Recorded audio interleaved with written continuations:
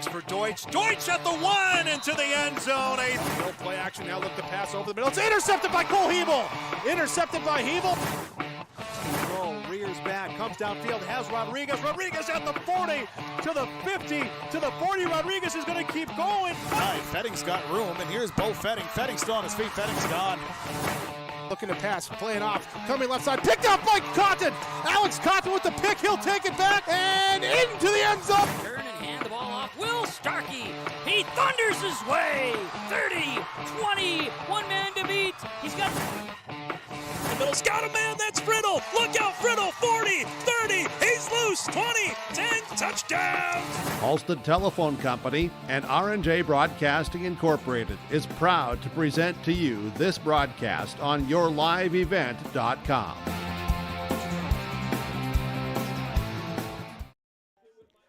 All right, everyone, and welcome to another edition of Your Live Event. This is Brent Dick broadcasting here from Bronco Field. We are about 20 minutes away from kickoff and about 11 minutes away from going through the opening introductions and the coin flip to see who will get the ball here, or which teams will receive and what team will kick off here at Bronco Field. So we're live tonight with this game between Sargent County Bulldogs and the Lisbon Broncos. This game has playoff implications. They're on the line for both teams tonight. Lisbon can seal the deal with the win, and Sargent County can punch their ticket to the playoffs if they beat Lisbon, but they'd have to beat Lisbon tonight by a margin of 6 or more points. So big game here tonight for both teams, whether you're the Lisbon Broncos or the Sargent County Bulldogs. And we'll get things started here momentarily, but first we'll have a chat with Coach Mark Moss of the Lisbon Broncos. Did a little sit down with Coach Moss today and a little pregame interview for what's in store for tonight. So we'll go ahead and get to that interview here in a minute on Your Live Event. All right, good morning, everybody. We're back for another edition of Coach's Corner with Lisbon head football coach Mark Moss. And Coach Moss, the Lisbon Broncos right now are currently sitting at 4-3 overall, and you're 3-3 in the region. So coming into tonight's game is looking like a very important game for the Broncos, trying to make it into the playoffs. So what have you guys done, or what have you talked with your players over this past week about tonight's game, and how did you get them mentally prepared? Yeah, you're right, Brent. I mean, we're treating this as a playoff game. It's one of those games where if we win, we get to continue our season, which has been a goal, of our team all year. And, if we lose, we're going home. So it's a pretty simple message. I mean, the kids, I think, responded, just like we did the last time we lost. It came out to practice on Monday, ready to go and watch film, and looked at what went wrong last week and what areas we need to improve on. But I mean, we're in a playoff mentality mode right now, and we've got great senior leadership, and we've had a really good week of practice. Yeah, sorry there. You guys are you're 4-3 in the region, and you must be 5-3 overall, correct? Yes, correct. Yeah, we're 5-3 overall, and then 4-3 in the region. Yeah, 4-3 in the region. So you guys play Sargent County tonight, and just looking at some of the tiebreaker criteria, if you guys win if you guys do win the game tonight, you're automatically in. If something would happen where Sargent County would come out victorious, there's still a chance that you guys can make it, but it would come down to a point differential. Have you guys talked about this, as far as game strategy, if something would happen towards the end of the game where maybe you fall behind, or you take a chance, maybe something that you wouldn't do normally in the regular season to try to keep or limit the points by Sargent County? Well, for us, I mean, you don't really talk about the tie-breaking scenario with the kids as much as just amongst the coaches. And, it's pretty simple for us. If we win, we're in.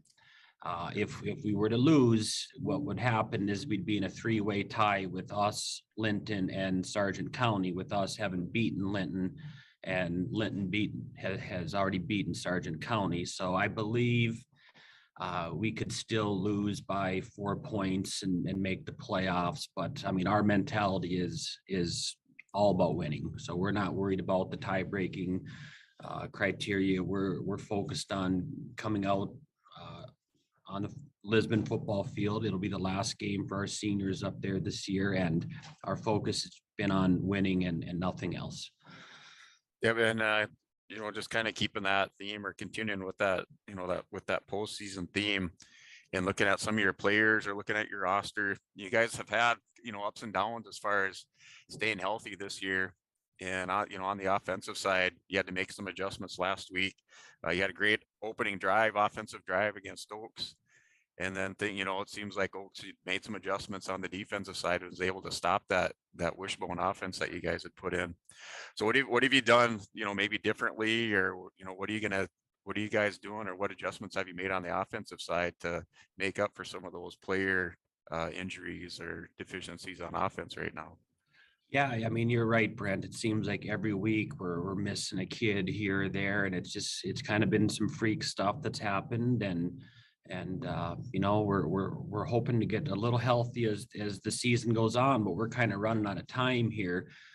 So we're going to go with the bodies we have today, and all season we preach to the kids that it's the next man up mentality, and going back to the Oaks game, like you'd mentioned, yeah, very similar to the Central Cass game with Oaks. We came out, we drove the ball down the field, and were able to put some points up early, and we got to find a way to maintain that. And Oaks made some adjustments, and on film you can see what they were doing, and some of the blocks we started to miss there on the second, third drive, and then we decided to start throwing the ball a little bit, and our kids they like throwing the ball, and we were able to have some success there. But it just seemed like every time we got something going against Oaks, we either have a turnover or a penalty, and those are things that when you're in playoff mode now, we got to clean that up.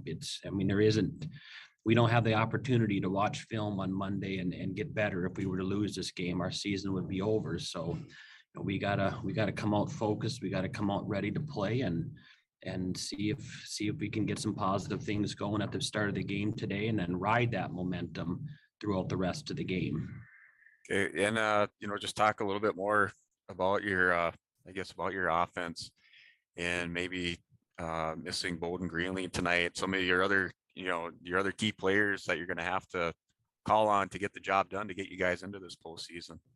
Yeah, so last week we decided to go with the little wishbone and run the ball a little bit, and we're asking on we got some good backups, so we got some kids that are ready to step in there. So Cam Opp, he got dinged up early in the season, and he's finally back, and he's a good runner for us. And Mike Nelson's he's a good hard runner for us, and Griffin McDaniel's blocking well and opening up some holes. So we're gonna need that tonight. It's gonna be a little cooler up there, and it's gonna be a game where we feel like we have the advantage up front on the line of scrimmage, and we're gonna have to reset that line and see if we can get some positive yardage on the ground.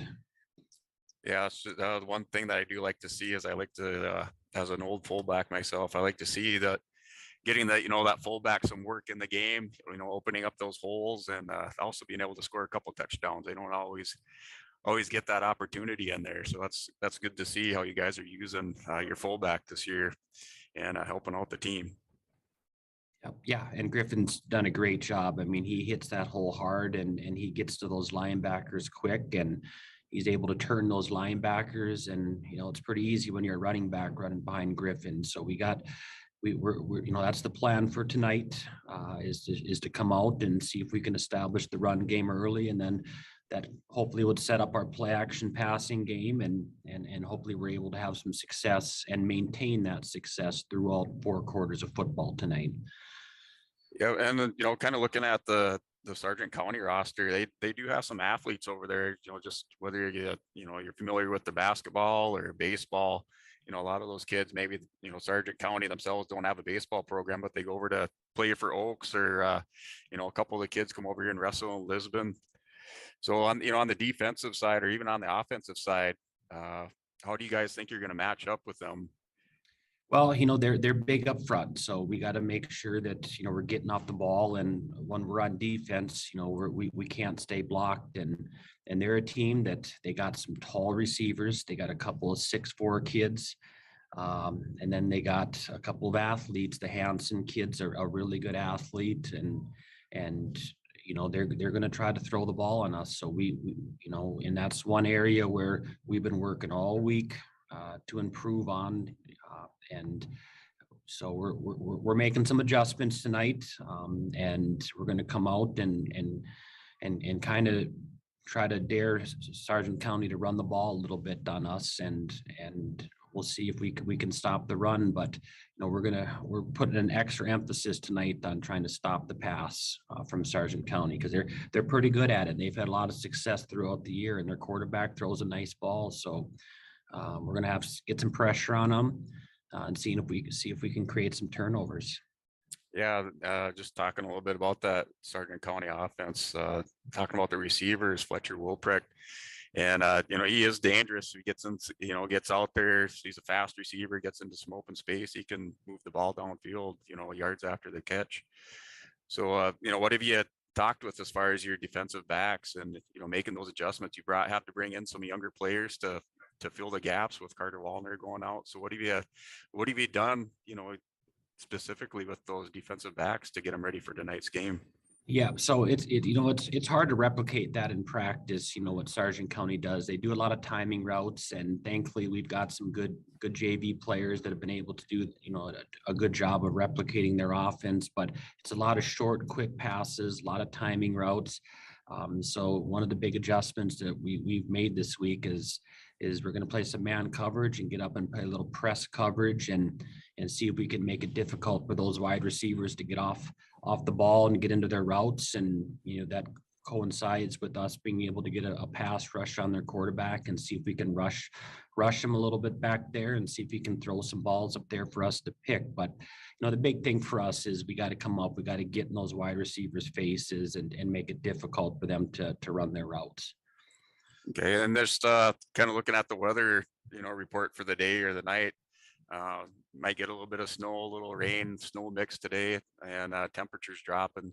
So how are the field conditions up there at Bronco Field, and do you see that playing a factor in tonight's game?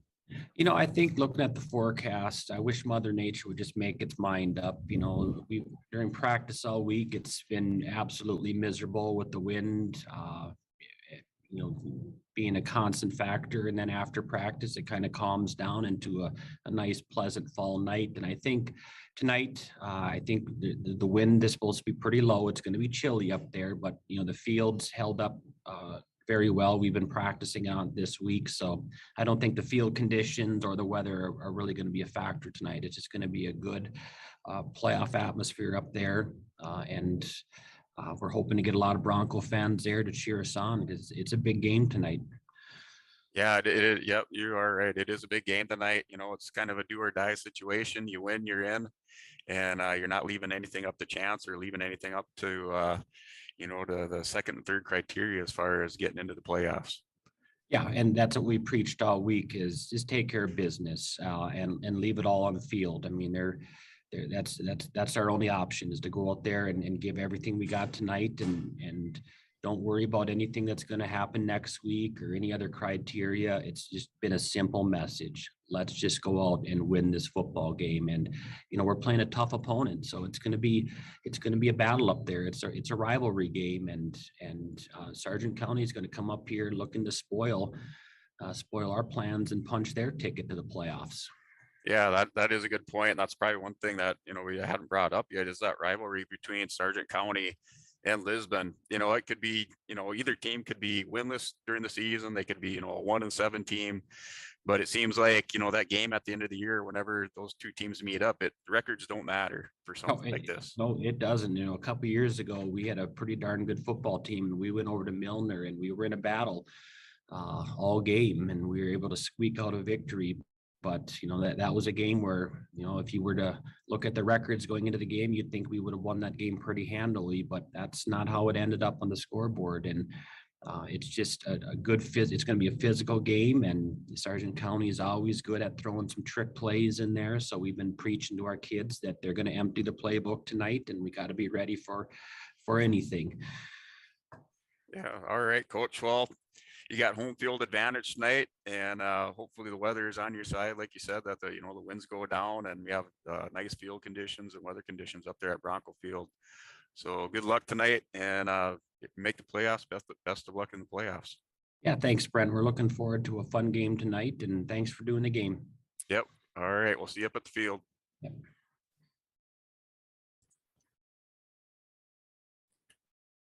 All right. Good morning, everybody. We're back for another edition of Coach's Corner with Lisbon head football coach Mark Moss. And Coach Moss, the Lisbon Broncos right now are currently sitting at 4-3 overall, and you're 3-3 in the region. So coming into tonight's game is looking like a very important game for the Broncos, trying to make it into the playoffs. So what have you guys done, or what have you talked with your players over this past week about tonight's game, and how did you get them mentally prepared? Yeah, you're right, Brent. I mean, we're treating this as a playoff game. It's one of those games where if we win, we get to continue our season, which has been a goal, of our team all year. And, if we lose, we're going home. So it's a pretty simple message. I mean, the kids, I think, responded, just like we did the last time we lost. It came out to practice on Monday, ready to go and watch film, and looked at what went wrong last week and what areas we need to improve on. But I mean, we're in a playoff mentality mode right now, and we've got great senior leadership, and we've had a really good week of practice. Yeah, sorry there. You guys are you're 4-3 in the region, and you must be 5-3 overall, correct?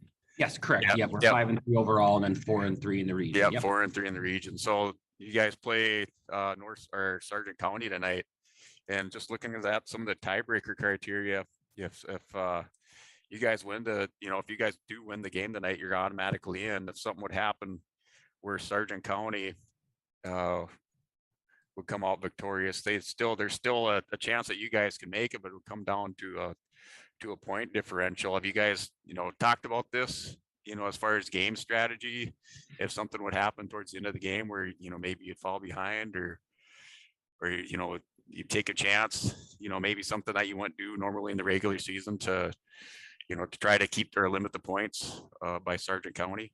Well, for us, I mean, you don't really talk about the tie-breaking scenario with the kids as much as just amongst the coaches. And, it's pretty simple for us. If we win, we're in. If we were to lose, what would happen is we'd be in a three-way tie with us, Linton, and Sargent County, with us having beaten Linton, and Linton has already beaten Sargent County. So I believe we could still lose by 4 points and make the playoffs. But I mean, our mentality is all about winning. So we're not worried about the tie-breaking criteria. We're focused on coming out on the Lisbon football field. It'll be the last game for our seniors up there this year, and our focus has been on winning and nothing else.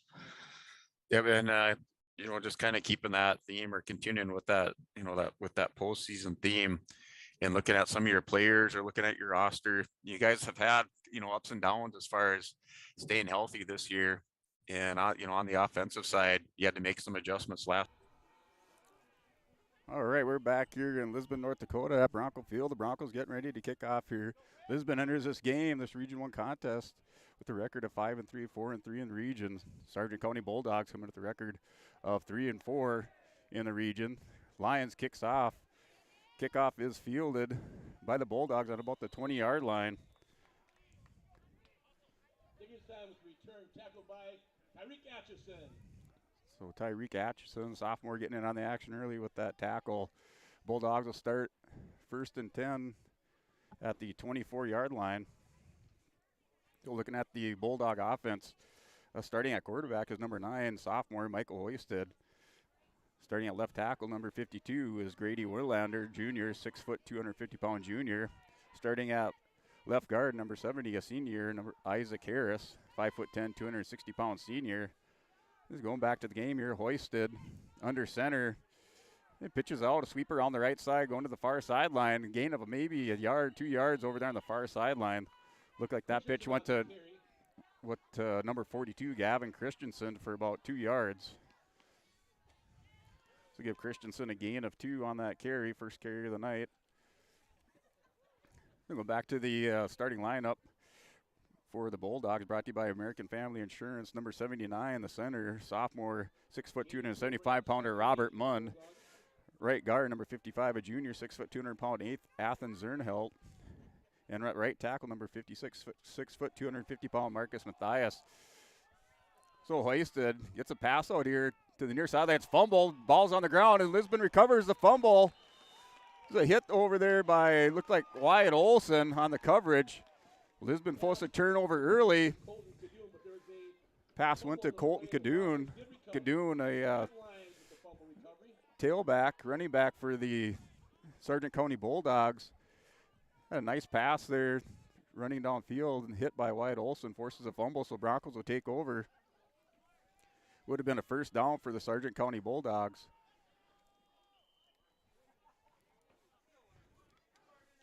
So Lisbon winning the turnover battle early, +1 on the turnovers.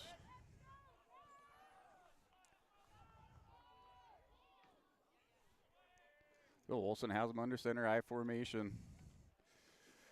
A hand off to Mike Nelson. Nelson cuts it here to the near side. A little hole there. Tackle by number 42 for the Bulldogs. So that was Gavin Christensen. Christensen, middle linebacker, inside linebacker for the Bulldogs. Call his number a lot tonight. Very active on the field, whether it's on the offense or defensive side of the ball. Just going into this game does have playoff implications for both teams. Neither team is automatically in the playoffs at this point. Lisbon is in a must-win. They win tonight, they're in. Under center, handoff to Nelson. Again, nothing going there on that left side. Nelson on the carry. Oh, nothing going on the left side for the Broncos. The Broncos starting lineup, quarterback by number 11, Wyatt Olson. Wyatt Olson, 5'11", 170-pound junior. On that front line, at left tackle is number 55, Gabe Lyons. Sitting next to his cousin at left guard, number 75, Grant Lyons. Center is number 56, Aiden Hinkle. Right guard, number 60, Sam Kelson. And right tackle is number 57, Parker Tapson. Tapson, just a sophomore for the Broncos. Olson under center, rolls out, looking downfield. He has a receiver and looks like the ball is incomplete. No signal over there by the ref. No, they do give it a completion. So that was complete. Olson's pass complete to Ranke. So that went to what looked like Wyatt Webb.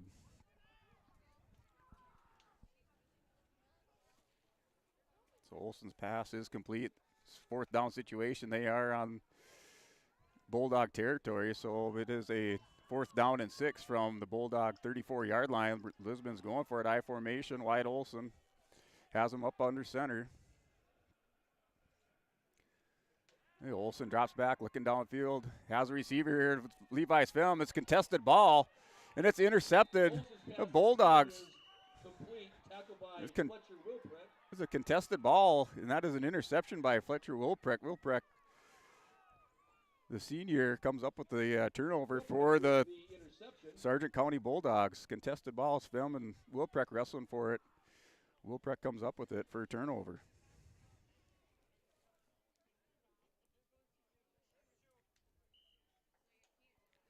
So it'll be Sargent County ball. Take over, 1st and 10 from the 27-yard line of their own 27-yard line. We're at 9:35 in the first quarter. We'll update our quarters here. Still scoreless, 9:35 into the first quarter. Hoisted has them in the shotgun formation. They have sweep down the far side. And finding some running room on that far sideline, and the first down is Nicholas Hansen. Hansen, a junior, 6-foot junior, 160-pounder. Has some speed, was able to hit that corner. Picks up a first down.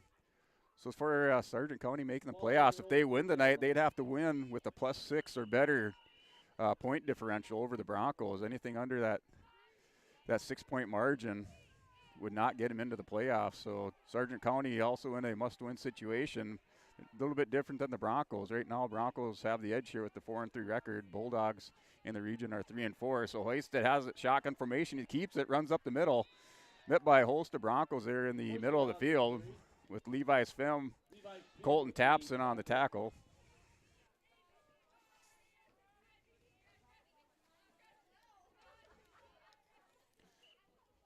Gain of 3 will bring up 2nd and 7 for the Bulldogs. So 2nd 7, give him a gain of 3.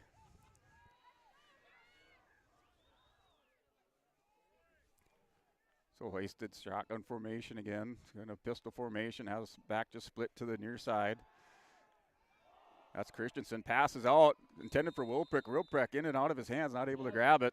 Intended for Wilprick. Mike Nelson. Oh, Fletcher Wilprick not able to find the handle on that pass They'll bring up 3rd and 7 from Hoisted. So that brings up 3rd down and 7 from the Bulldogs' 43-yard line, their own 43-yard line. Got a couple turnovers early in this game, 8:31 to go in the first quarter. Lisbon is able to force a fumble on a completed pass on the first possession by the Bulldogs. Bulldogs came back and intercepted one. Now he has a receiver out here. It's Christensen. Christensen catches it across the 45 to the 50 and knocked out of bounds just short of the first down. Looks like Wyatt Olson knocked Christensen out just short of the first down, shy of the first down, so it brings up 4th down and 1. Bulldogs have to get across the 50-yard line for the first down. They'll bring up 4th and 1 for the Bulldogs.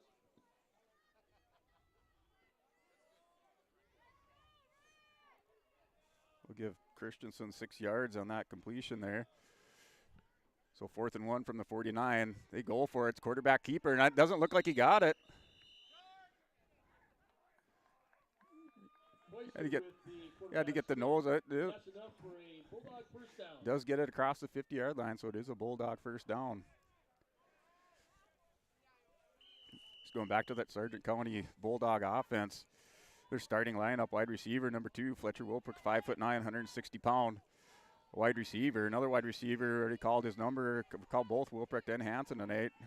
Nicholas Hansen, number 1, junior, 6 foot, 160-pound wide receiver. Also number 84, junior, Luke Martinson, 6'4", 190-pounder. In the backfield is number 42, senior, 6 foot, 200-pounder Gavin Christensen. On that carry, Christensen has no gain, so gain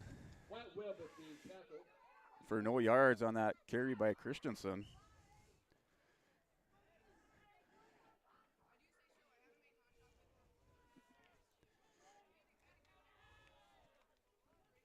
And met over there by Wyatt Webb and Grant Lyons. So Hoisted brings him back up. Under center is Hoisted, I formation. Hoisted rolls out looking for a receiver on the near side, looks back, checks it down. Broncos have him in trouble. It's a fumble in the backfield. Ball is on the ground. Christensen is back there along with one of the linemen. The ball is on the ground. All kinds of trouble was Hoisted in the backfield. Grant Lyons, Wyatt Webb back there along with Gabe Lyons, putting the pressure on Hoisted. This has been one of the things Coach Moss talked about in this game, is that they had to get back there and pressure Hoisted and not give him time in the pocket to complete those passes. So they're able to get that pressure on Hoisted. Big loss for the Bulldogs, brings up 3rd down from their own 40-yard line. A loss of 10 yards. So 3rd and 20 from the 40-yard, their own 40-yard line. Shotgun formation is Hoisted. Looking downfield. Those throws are it. Intended receiver, like it was number 80, Josh Wittich. They're tight end, so that's tight end pass intended for number 80, Josh Wittich. That ball falls incomplete. Brings up 4th down and 20.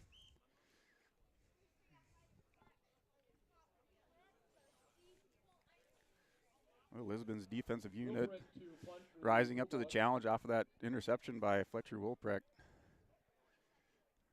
That punt is away and fielded down there by Levi Svem. Svem's going to take it at the 20-yard line, across the 30, up to the 35, over to the 40. And Levi Svem gets across the 40-yard line. Lisbon will take over with good field position. Their second possession of the night. 6:13 to go in the first quarter between Lisbon and Sargent County Bulldogs. Lisbon Broncos come into this game with an overall record of 4-3 in the region, 5-3 overall. Sargent County with the regional record of 3-4. Sargent County wins this game tonight. They can punch their ticket if they beat Lisbon by more than 6 points. Each team would have 4 wins. Lisbon wins the game, they're automatically in the playoffs. Be the number 4 seed from Region 1. So Olsen has him under center, hand off to Nelson. And Nelson takes a good push this time by the Lisbon offensive line. Nelson on the carry. Able to get Nelson up to the 42, 44-yard line. Gain of 3 will bring up 2nd and 7 for the Broncos. So Nelson has a gain of 3 yards, 2nd 7 from the 44-yard line. We call it the 43.5-yard line.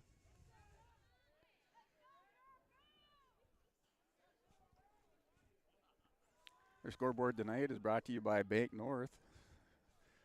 Still 0-0. Sweep here around the pitch to Nelson. Nelson's able to cut it back, finding some running room now, runs back across the opposite side of the field. Nelson up across midfield to the 45. Near the 40-yard line, Nelson falls ahead with that second and third effort. Gets across up to the 40-yard line. Carry. Give Nelson a gain of 20 yards on that. On the carry there, so it'll be 1st and 10. For a Bronco, first down. So Nelson not finding any running room on the near side. Cuts it all the way back across the field for a 20-yard gain. Able to shake a couple tacklers. Second and third effort gets him up to the 40 inside Bulldog territory. Lisbon started this drive on their own 40-yard line with a punt return by Levi Svem of about 20 yards, putting him in good field position to start this drive. Olsen's under center. Just pitch out here to Nelson in that wishbone formation. Nothing going there. Nelson has to cut it back again, finding no room. Maybe getting back to the original line of scrimmage. Tackled by Kadoon. So Mike Nelson able to get back to the line of scrimmage, so no gain on that play. Ball on the Bulldogs 40-yard line.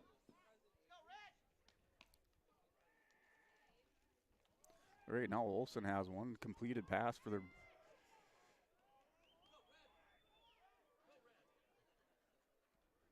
on the day. Nelson carrying the load for the Broncos. No Bowden Greenlee tonight.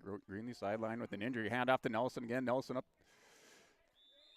on the right-hand side, running behind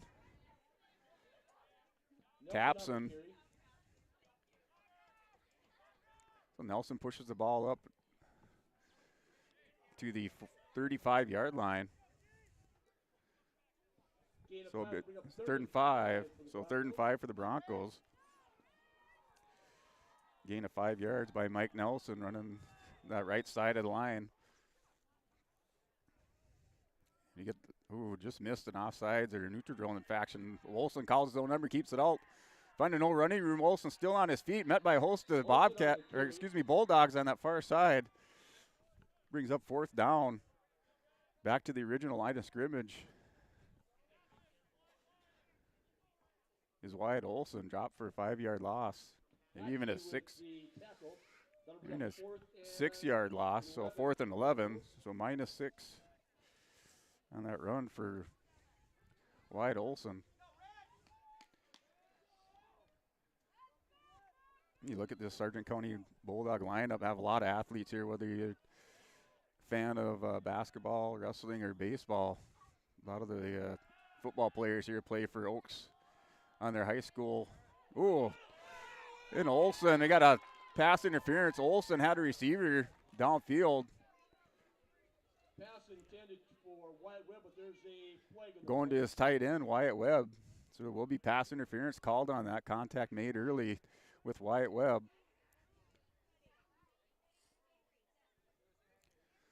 So that'll be an automatic 1st down for the Broncos.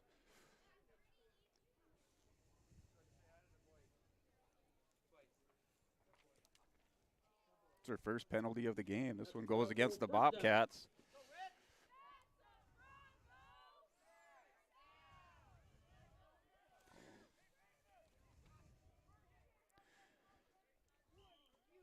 Bulldog defense tonight has one interception now, called with a pass interference, moving the Broncos up deeper into Bulldog territory. 26-yard line. Well, Olsen fumbles a snap and drilled in the backfield is Wyatt Olsen. Hit by number 84, Luke Martinson. So Olsen bobbled the snap, put it on the ground. Martinson came screaming in there and just leveled Wyatt Olsen.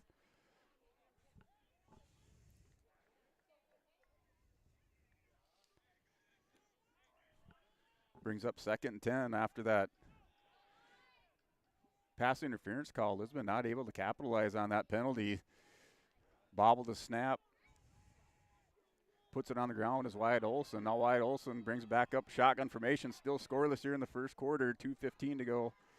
Olsen, shotgun formation, looking downfield. Has a receiver going to the far sideline. Has Levi Svem. Svem completion down there, and he's crossing the touchdown for Levi Svem. So Svem hauls it in about a 40, officially a 38-yard TD reception for Levi Svem.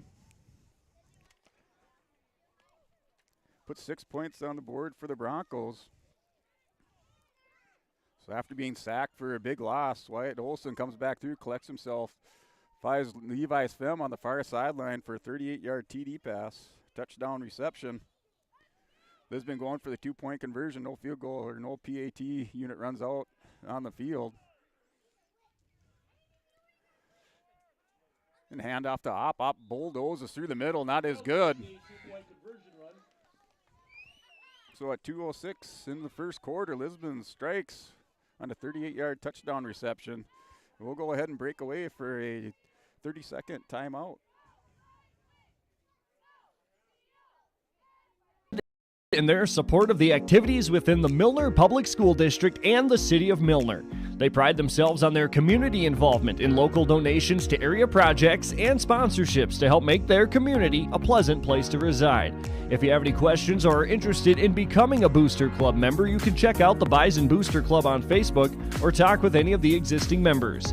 The Bison Booster Club, helping make their community a better place to live. Honesty. All right, get ready for this kickoff after the touchdown and 2-point conversion by the Lisbon Broncos. Broncos go up in this one by a score of 8-0 on our Bank North scoreboard. 2:06 into the remaining in the first quarter. Lisbon set to kick off. Grant Lyons kicking off for the Broncos.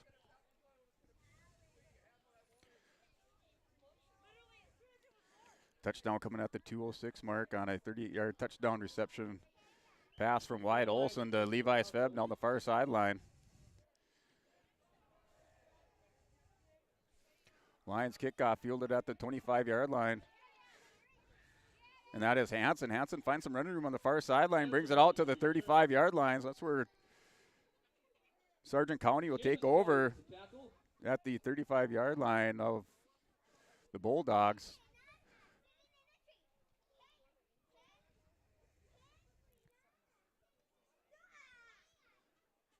The one thing Lisbon will have to adjust to is the speed of Nicholas Hansen out there, able to hit the edges on the far near side of the field, turning the corner. So Hoisted brings him up under center, in the shotgun formation, has it back. Christensen set behind him, hand off to Christensen, met in the backfield by Grant Lyons, and wrapped up by Lyons is Christensen for a 3-yard loss. Lisbon senior on the defensive line coming through. Grant Lyons drops Christensen for a loss, so brings up 2nd and 13.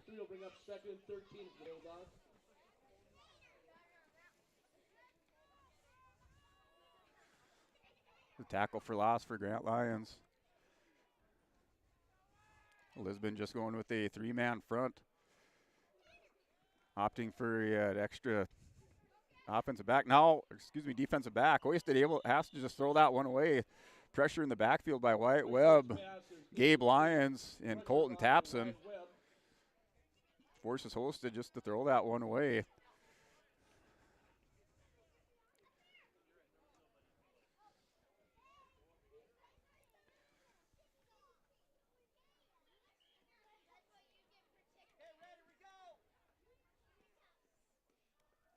The score is 8-0. Lisbon scores first on that 38-yard touchdown reception from Wyatt Olson. The Levi's Fem 2-point conversion ran in by Cam Opp. So Hoisted, shotgun formation, has the outlet back over here. Finds Christensen in the middle of the field. Christensen, a big gain here. Still on his feet is Christensen. Spin move, puts the ball on the ground, but is able to recover it. Tackled by Tyreek Atchison. Coverage by Wyatt Olson. That's a Bulldog first down. Nelson also on the coverage. So Christensen, Hoisted connects with Christensen, running down the middle of the field here on this near hash. Brings it out across the 50 to the 41-yard line.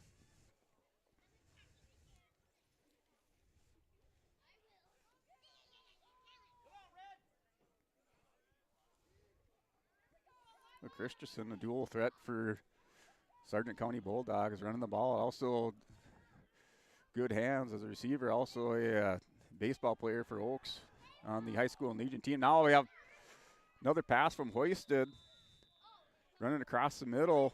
Pass complete to Martinson. Goes to Luke Martinson, number 84, the big junior, 6'4", 190-pound junior. Enough for a Bulldog first down. Another first down for the Bulldogs.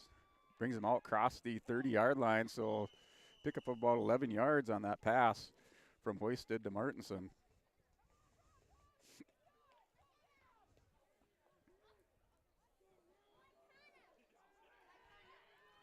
First catch tonight for Martinson.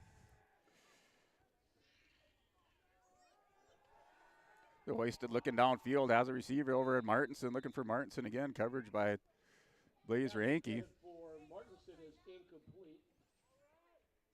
Pass falls incomplete. 2nd and 10 on the 28-yard line of the Broncos.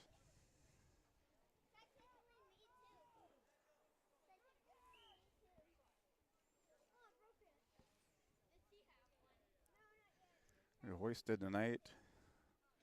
Has about 54 yards now through the air for passing.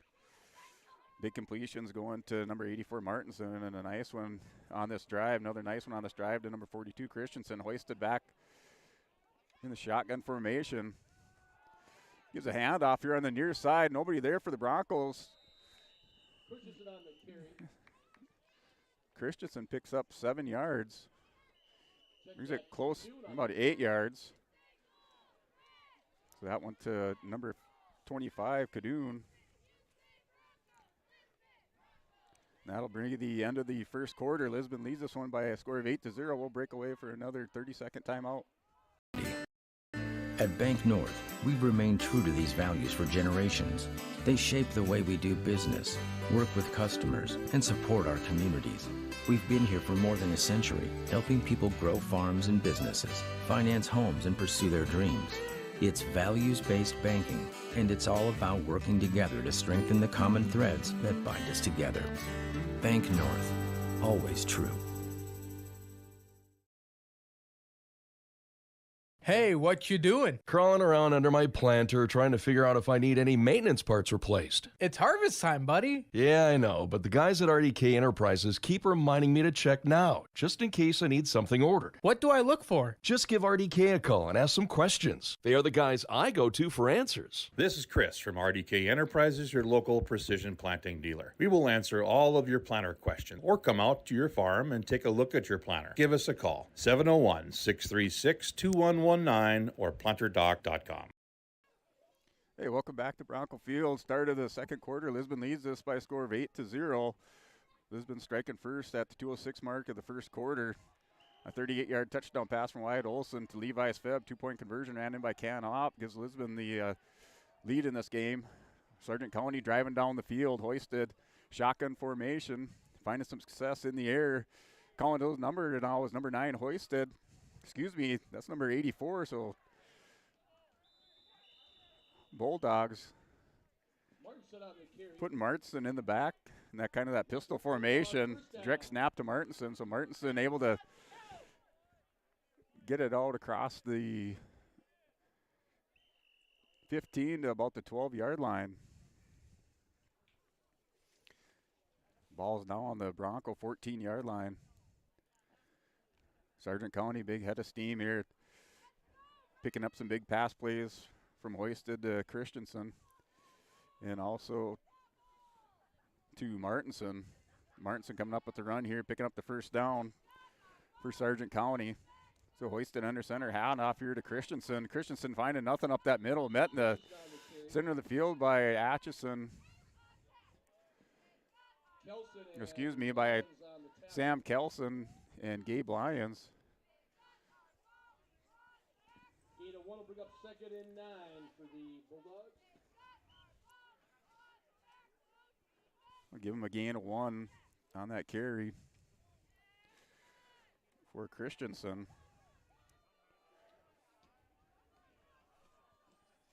They're hoisted back under center, rolling out here. Has a receiver, corner of the end zone is Wilprecht, and that ball is overthrown. Wilprecht not able to get under that. Looking for a flag and a little hold call, but not getting it from the umpires tonight. Mike Nelson on the coverage. They'll bring up 3rd and 9 for the Bulldogs.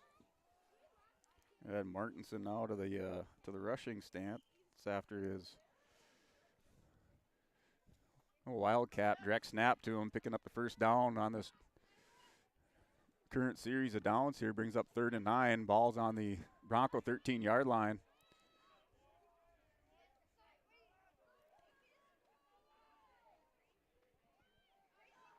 So hoisted shotgun formation, has Christensen set back, and there's looks like a timeout called by the Sargent County Bulldogs. So Bulldogs calling a timeout. Coach Eric Olson wants to talk things over. 3rd and 9 from the Bronco 13, so we'll go ahead and break away for another 30-second timeout. Honesty, loyalty, integrity. At Bank North, we've remained true to these values for generations. They shape the way we do business, work with customers, and support our communities. We've been here for more than a century, helping people grow farms and businesses, finance homes, and pursue their dreams. It's values-based banking, and it's all about working together to strengthen the common threads that bind us together. Bank North, always true.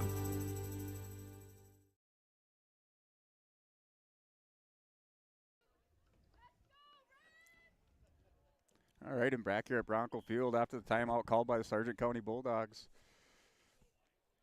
10:51 remaining in the second quarter. Hoisted has him back up shotgun formation. Christensen split just out to the far side. Has a receiver over here. Martinson bobbles it out of bounds. Martinson momentarily had it. Coverage over there by Lincoln Adair, number 18, sophomore for the Broncos. So Adair able to knock that one away. They'll bring up 4th and 9 for the Bulldogs. Hoisted looking for his big receiver, number 84, the junior Martinson.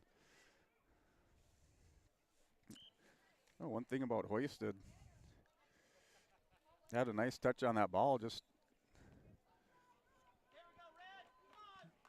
not able to get connection with Martinson, so brings up 4th down and 9 from the Bronco 13-yard line. Spread formation, there are the Bulldogs. Christensen in the backfield by Martinson. Martinson the outlook back, pass across field, it's intercepted and downed in the end zone by the Broncos. Levi Svem comes up with the interception, just playing center field back there. Hoisted's pass intercepted by Wyatt Olson. So Hoisted not able to connect with his intended receiver. Looked like it was Fletcher Wilprecht. So that pass is intercepted by the Broncos. 2 turnovers tonight by the Bulldogs. First interception, first turnover in the first quarter was after the reception. That was a fumble.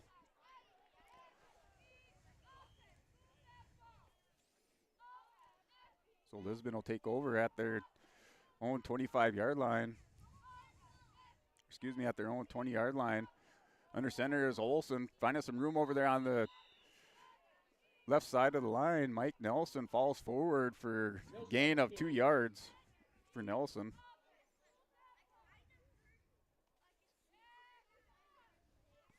Let's give Nelson a gain of 2, 2nd and 8. Ball now on the 22-yard line. Gain of 2 will bring up 2nd. Big defensive stance for the Broncos, coming up with that interception in the end zone, bringing the ball out to the 20-yard line. 2nd and 8 for Lisbon. Mike Nelson with a 2-yard gain. Another handoff here, coming to the near side. A little bit of a push, bringing him up close to the 25-yard line. give him a gain, maybe another gain of 2 yards, so maybe makes it to the 24 for Mike Nelson. Gain of 2 will bring up 3rd and 6 for the Broncos. Well, Lisbon having to make some adjustments to their backfield with Bowden Greenlee out of the lineup tonight. They're going with the wishbone formation, used it a little bit last week in Oaks. Had some success over there on their first drive with the touchdown running by Cam Opp tonight. Going back to that formation with Griffin McDaniel, the fullback.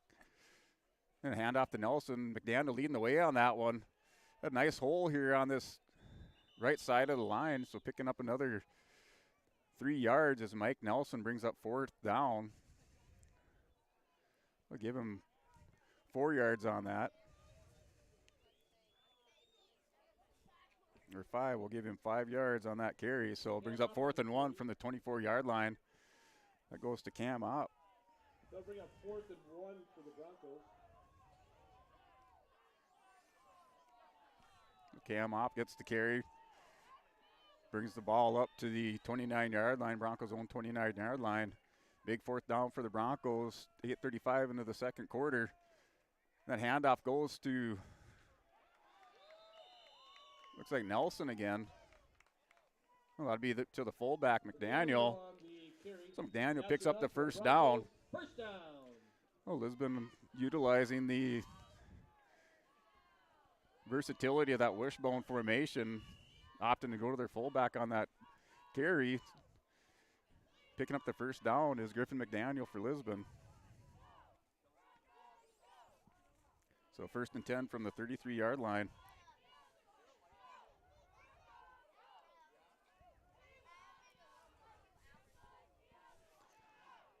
So Olsen shotgun formation, puts Fem in motion. Olsen keeps it, draw up the middle, find a little bit of running room, falling across the 35 to the 37-yard line is Wyatt Olsen. Gave him a game of 4 down, or a game of 4 yards. The ball spotted just short of the 38-yard line. Give him a 5-yard gain on that carry. Ball on the 38-yard line. Olsen finding some success this time, calling his own number. On the right side of the line, now back brings the Broncos back up. Shotgun formation, has Opp in the backfield. Split just to the right side, brings Fem in motion. And Olsen calls his own number again up the middle, finding running room, dancing his way through there is Wyatt Olsen. Olsen on the carry. A quick feet by Wyatt Olsen, good footwork, working his way through the line, brings it up to the 46-yard line, so brings Lisbon another first down. Lisbon's drive started back on the 20-yard line with that interception by Levi Fem. The Broncos doing all the work on the ground on this drive. Hey, Olsen, shotgun formation, has Opp here spread just to the right. Opp leading the way through the hole. Olsen calls his own number again. This time Bulldogs sniffed that one out. Not little, if any, gain on that carry. Gets back maybe to the original line of scrimmage.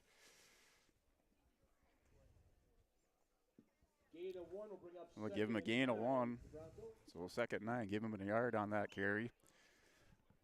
6:32, clock continues to run in the second quarter. Lisbon leads this one by a score of 8-0. Must-win game for the Broncos if they want to get into the first round of the playoffs, representing Region 1 as the number 4 team out of Region 1. Sargent County is trying to do the same thing. Playoffs are not guaranteed for either team in this game. Completion out there to the far side to Blaze Ranke. Ranke picks up 2 yards, maybe 3 yards on that reception. Give him a gain of 2.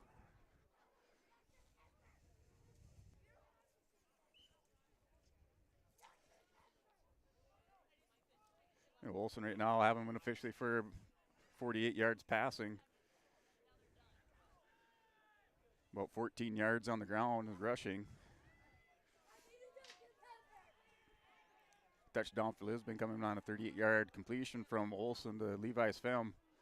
Olsen shotgun formation, looking downfield, has a receiver, Mike Nelson in the center of the field, and it's caught. Martinson on the coverage, not able to pull that out.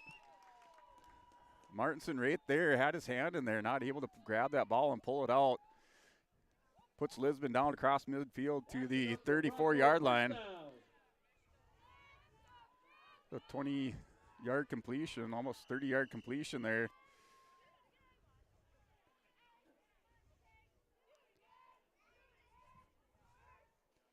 From Olson to Nelson, coverage by Martinson, not able to rip that ball out of there. Nelson falls down at the 34-yard line. The Olson shotgun formation brings Fem in motion.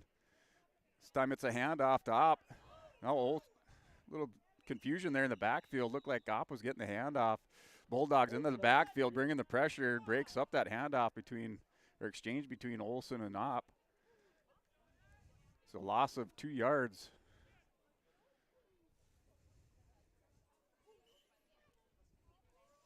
Loss of 2. Lisbon able to get across midfield into Bulldog territory off a reception. 27-yard reception from Olson to Mike Nelson. 4:32, clock continues to tick. Lisbon driving down the field. Brings Nelson in motion. It's a pitch to Nelson, round the near side. Nelson trying to find some running room, cuts it back up field, breaks it up to about the 30-yard line. You give him the 31-yard line for Mike Nelson. Gain of 5 yards. Brings it down to the 32-yard line. Give him a gain of 5 for Nelson. Brings the man in motion. Nelson, pitch to Nelson. Finds a little bit of running room. Brings up 3rd down and 8. After a loss on that last play between the exchange between Opp and Wyatt Olson. Clock continues to run. Second quarter, 3:46 to go. Olson drops back, has a receiver. Not able to make that adjustment back to the far side as Blaze Ranke. Pass intended for Blaze Ranke. So Ranke looking for the inside. Olson opts to go to the corner of the end zone. Ranke not able to make the adjustment on the pass, so it brings up a 4th and 8 at the Bulldog 32-yard line. Well, Lisbon opting to go for the 6 points rather than utilize these 2 plays here, the 3rd and 4th down, to get this 1st down and keep this drive alive. Now have to pick up 8 yards on this 4th down. So Olson shotgun formation. Has Opp in the backfield, outlet back, looking downfield. Pressure here at center screen. Levi Svem has a completion, go out to the 20, across the 20-yard line. Now he fumbles it. Fumble by Levi Svem. Ball still on the ground. Looks like Bulldogs recover. Blaze Ranke over there had a chance to cover that. That ball just popped out of there. One of the Bulldogs over there put a helmet right on that ball by Levi Svem. It is fumble, so each team now has 2 turnovers.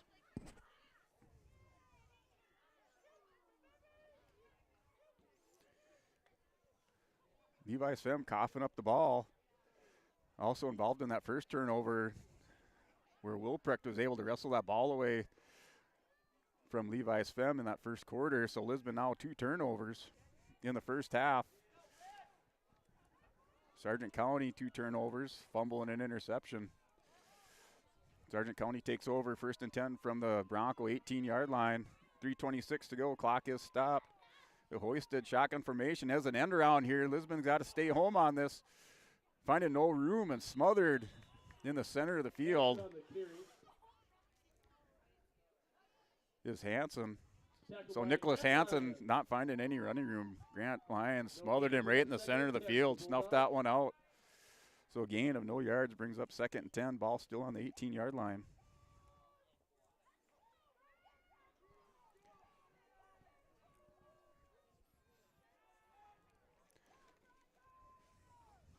The hoisted shotgun formation. Has Christensen set back there, has a receiver down the middle of the field. Is Hansen. Now Hansen gives it up and it goes into the hands of Wyatt Olson. Amazing turn of events there.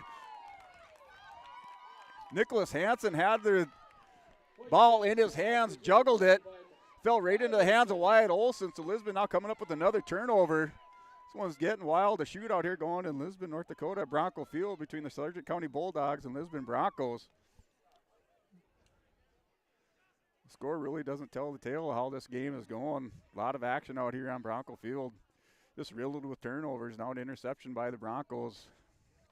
Wyatt Olson getting the ball back for Lisbon. 2:38 to go in the first half, and they're in the second quarter. Wishbone's formation. Be a handoff to Mike Nelson on the near side. Nelson has a lot of running room. Across the 20 to the 15, down to the 11-yard line. So Lisbon coming back off this turnover. Getting a big gain from Mike Nelson. Tackle by Fletcher Wilbrick, and that's a Bronco first down. Ball's down the 12-yard line.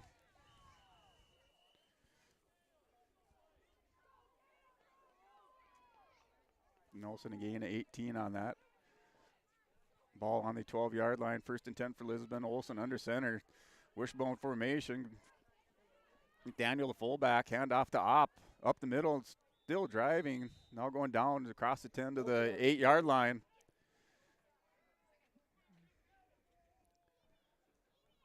We'll give that one to Nelson. This will be second down from the 9-yard line, so 3-yard gain for Nelson on that carry. Lisbon using their wishbone formation. Olson up under center. He brings him back to the line. McDaniel the fullback. Nelson and Opp. Offset, now hand off to Nelson. Nelson, big hole up the middle, and across the goal line is Nelson. Touchdown Broncos. Touchdown, Mike Broncos. Nelson takes it in from 9 yards out. Big hole on the left side of the line for Mike Nelson. They're running kind of a veer off of that wishbone. Follows his two blockers through the hole with Cam Opp and Griffin McDaniel. So score is now 14-0.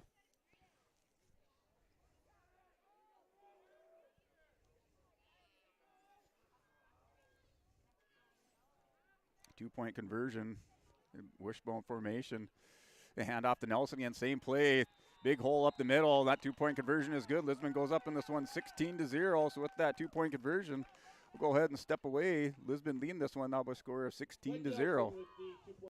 The Milner Public School District has a long history of academic, artistic, and athletic achievement and is proud of the programs and education environment offered. A fully accredited educational system, Milner Public School District operates 2 separate school buildings, including Sundale Colony School. Over 85%, that's right, 85% of the graduates of Milner High School attend some form of post-secondary educational institution. You can find more information on the Milner Public School District online at milner.k12.nd.us.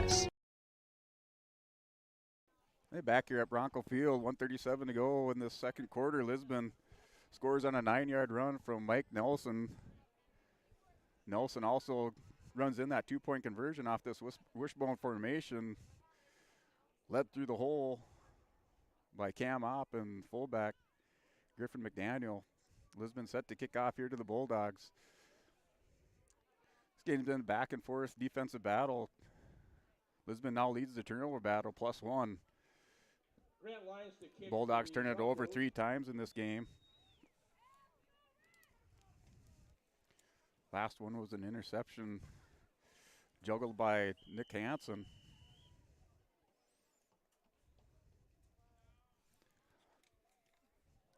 And Lyons kicks it off. The shallow kicker fielded at the 22-yard line. Hansen has some running room on this near side and forced out of bounds across the 40 to the 41 is Nicholas Hansen starting in good field position of Sargent County Bulldogs. The Wyatt Olson helping out the cause with the tackle on the kickoff return by the Bulldogs.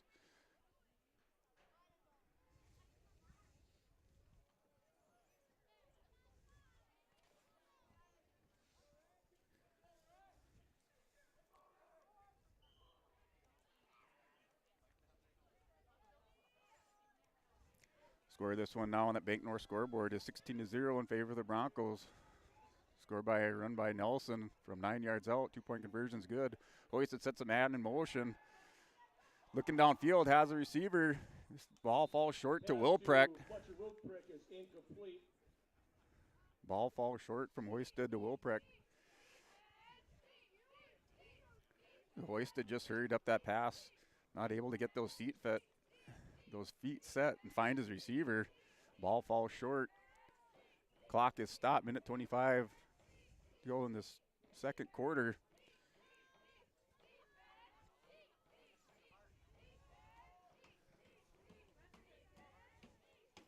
So 2nd and 10, Sargent County on the own 40-yard line. Hoisted, drops back, has a receiver looking for the home run ball. And that one's almost intercepted by Lincoln Adair. That pass was intended for the tight end, Josh Wittich. Wittich Jr., 6 foot, 180-pound junior. Pass intended for Wittich. That one falls incomplete. Brings up 3rd and 10. The Bulldog 40-yard line.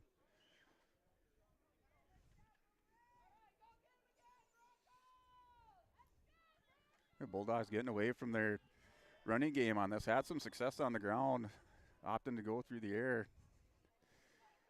Try to get a score on the board before the half. Hoisted, drops back, looking downfield. Just steps in to throw, has a receiver. That ball falls short, intended for Martinson. Well covered by the Broncos. Like I said, Broncos running that 3-man front, defensive front.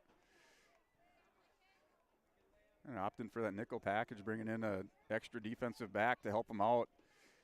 One of the struggles for the Broncos this year is that secondary. Been depleted through injuries. Lost Jaden Bittner. And then lost Carter Wallner last week against Oaks. Wilprecht Bulldogs opting to punt, not finding any success here on this drive. So Wilprecht back to punt, gets the ball away. Nice high kick by Wilprecht. And Svem bobbles it, drops it at the 25, gets across the 30 now, finds some running room on the near side, across the 40. Svem not able to find the handle on that punt. Forced out of bounds at the 40-yard line. So Broncos have a minute 4 to work with. Starting this drive in good field position, start him at the 42-yard line.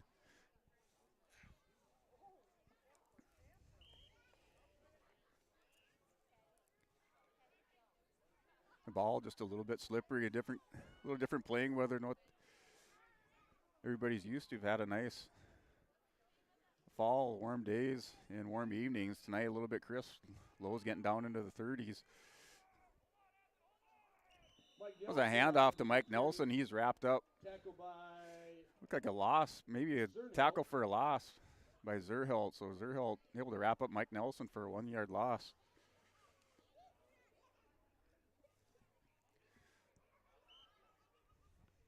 Lisbon has 40 seconds remaining, opting not to take a timeout. Clock still running.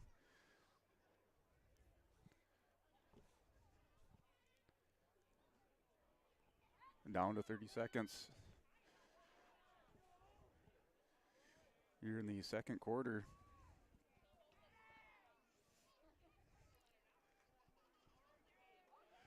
And some running room up the middle now is Cam Opp. So Opp able to get close to midfield. Brought it up to the 49. Looks like he did hit midfield, so brings it up to the 50-yard line. Give Cam Opp a gain of 8 yards.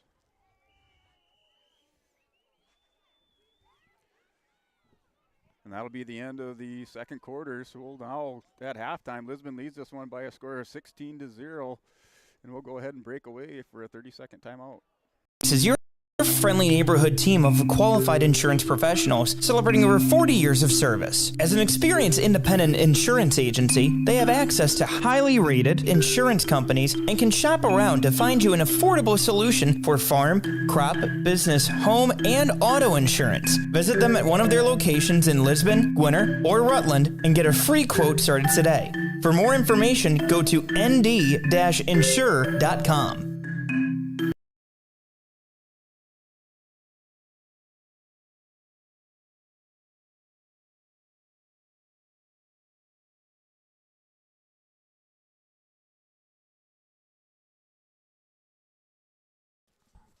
All right, we're back here at Bronco Field for our First Class Mortgage halftime show. First Class Mortgage is more than just our company name. It's the way we do business, whether you're buying a new home or refinancing your existing mortgage. Our dedicated team takes the time to understand your financial situation. We provide first-class service, first-class knowledge, and a first-class experience at the lowest interest. For more information, go online to firstclasscore.com. So going over the scoring for the Lisbon Broncos. Lisbon gets on the board first at the 2:06 mark of the first quarter. 38-yard touchdown reception from Olsen to Levi's Fem down the far sideline, puts Lisbon on the board early in the 2:06 mark of the first quarter. Lisbon goes up 6-0. Cam Opp runs in the 2-point conversion, puts Lisbon up 8-0. After turnovers, fumbles, and interception by each team in that end of the first quarter and second quarter, Lisbon's able to strike again at the 1:37 mark in the second quarter. Mike Nelson runs it in from 9 yards out of that wishbone formation, and also Nelson runs in that 2-point conversion, giving Lisbon the lead by a score of 16-0. Well, looking at some of the stats here at halftime, Wyatt Olsen right now through the air passing for 48 yards. Lisbon curtailing their passing attack from weeks past and opting to use this wishbone formation that they brought into the game plan last week against Oaks, and finding success today down the ground with that formation. Mike Nelson picking up 69 yards unofficially now for the Broncos. Wyatt Olsen called his own number a few times, has a unofficially 14 yards on the ground. Cam Opp 14 yards on the ground, and Griffin McDaniel a couple carries for 5 yards. On the receiving side, they're led by that touchdown reception from Wyatt Olsen to Levi's Fem. Number 1, Levi's Fem has 38 yards receiving. Mike Nelson with a nice reception down the middle of the field, and yards after the catch, able to pick up a 28-yard reception. And then also Blaze Ranke with the reception gets him on the board for a 2-yard gain. Moving over to the Bulldogs. For Sargent County Bulldogs, they're led by their sophomore quarterback, number 9, Hoisted. Hoisted right now through the air. It was finding success up until that last drive, just before the half. Unofficially has 60 yards through the air for Hoisted. And also rushing on the ground, I got Hoisted for 3 yards. Christensen doing most of the work for the Sargent County Bulldogs. And then officially with 19 yards. And Nicholas Hansen's had a couple nice end-around runs, picking up 18 yards. And also Martinson, big number 84, picking up 9 yards on a Wildcat run. Direct snap to Martinson helped them pick up a first down and keep that driver line where they were in scoring position. They got it down about the Lisbon 11-yard line. And on the receiving side, Nick Hansen, I have him right now for 8 yards. Hansen involved in one of those turnovers in that second quarter. The ball was in his hands momentarily and then bobbled it and then went right into the hands of Wyatt Olsen. That was kind of the nail in the coffin for the Sargent County Bulldogs at least in this first half of play, setting up another score for Lisbon Broncos. Fletcher Woolprecht has a reception for 6 yards.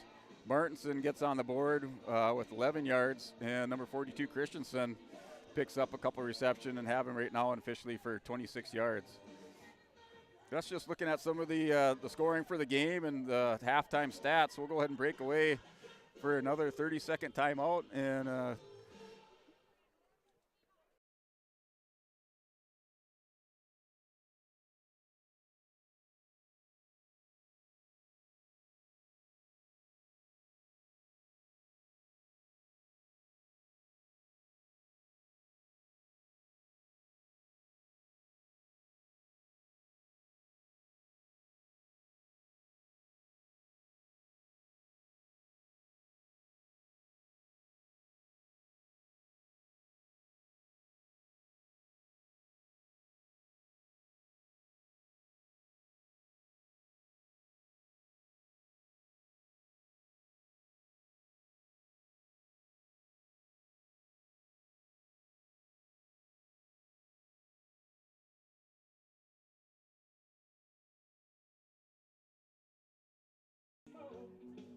all right, back here at Bronco Field in Lisbon, North Dakota. Looks like our video ad generator isn't working right now, so we'll just have to keep it here live at Bronco Field.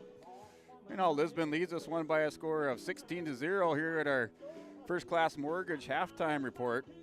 Looking at some of the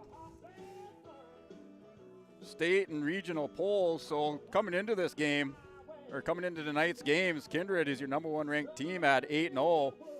Number 2 for 11B in the football poll this week is Velva Garrison. They're 8-0. Number 3, Hillsborough Central Valley, 7-1. Number 4 is Beulah, 7-1. And number 5 is Dickinson Trinity with a record of 7-1. Other receiving votes are the Oaks Tornadoes sitting at 7-1. Thompson 7-1 and Botno 7-1. Some of the Region 1 11B games tonight. We have Oaks up at Northern Cass, Oak Grove at Linton HMB. EEK takes on number 1 Kindred. That's up at Kindred. Some big games in Region 2 that also decide that do have playoff implications. We have number 3 Hillsborough taking on Thompson. Thompson also receiving votes in the latest Division 11B football poll. So that game, if Thompson wins that one, that could end up in a 3-way tie for first place up there in Region 2. So playoff implications also. In another Region 2 game between Langdon and Carrington, Langdon right now has a record of 4-3. They're taking on Carrington for that number 4 spot. Carrington comes into that game with a record of 3-4. Out in Region 4, one of the games to watch out there is number 4 Beulah, state-ranked number 4 Beulah, 7-0 versus Bowman County.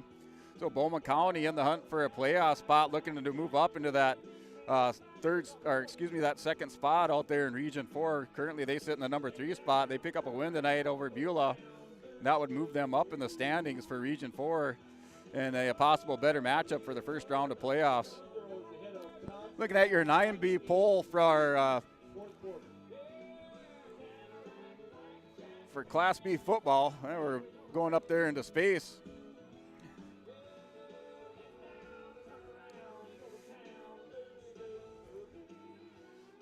So we are at halftime here in Lisbon. We got camera looked like it took off went up into outer space there. Got her back down on Earth, planet Earth. So looking at the 9-man football poll, state poll. So Lemoore and Litchfield Marion sitting in the top spot. They're 8-0, receiving 85 first place votes.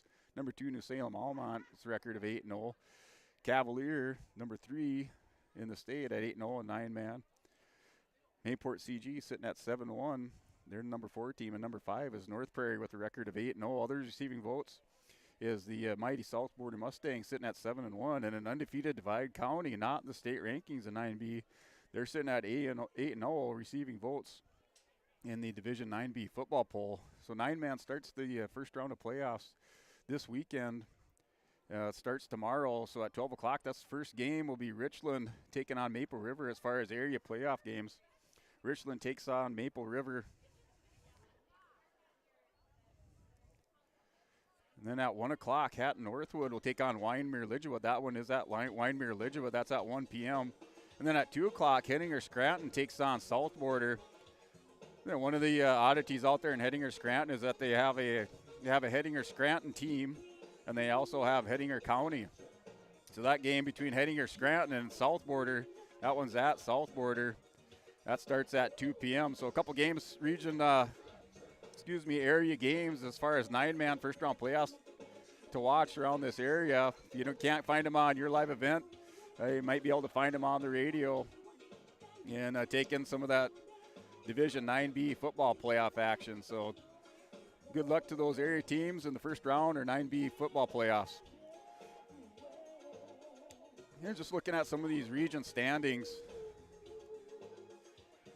As far as Region 1, so Kindred sits at the top spot for Region 1 going into tonight's games. Oaks sits at 6-1. They receive votes in the latest state poll for 11B. Central Cass, the number 3 team, sitting at 6-2 in the region. And Lisbon, the number 4 team in Region 1 with a record of 4-3. Also, Lytton H&B with a record of 3-4, and Sargent County sitting in that 5 spot with a record of 3-4. So right now, Lisbon and Sargent County battling for this 4th playoff spot. Lisbon wins, they're automatically in. Sargent County ends up coming back here in this game and beat Lisbon by 6 or more points. They would head to the playoffs. Lisbon would just pack it up and regroup for next season. So this game still with playoff implications. Lisbon leads it by a score of 16-0 at halftime. In Region 2, top team in Region 2 at 7-0 is Hillsborough Central Valley, followed by Botno with the record of 6-1. Number 3 is Thompson. And then Langdon area, Edmore Munich, 4-3. And the number 5 team is the Carrington Cardinals. So a couple of those games, like we talked about, have playoff implications between Hillsborough Central Valley and Thompson. And then also with Langdon Edmore Munich taking on Carrington Cardinals for getting into the playoffs, which will start next week or next Saturday. Region 3, out of Region 3, Velva is the top team with a record of 7-0. Ray Powers Lake sits in the second spot with a record of 5-1. Deslax Burlington with a record of 5-1 is the number 3 team, and Bishop Ryan with a record of 3-3 sitting in that number 4 spot for the playoffs. And Region 4, Beulah has a top spot out in Region 4 with a record of 6-0. Dickinson Trinity, the number 2 team, record of 5-1. That's followed by a couple teams knotted up at 4-2 with Shiloh Christian and Bowman County sitting in that 3 and 4 spot with records of 4-2. So we'll go ahead and break away here. Get ready for the opening kickoff of the second half. We'll see if we can get these dad generators back up and try to pay some bills here with some of our sponsors. Just like to thank all of our sponsors tonight for sponsoring this playoff implication game between the Sargent County Bobcats and the Lisbon Broncos.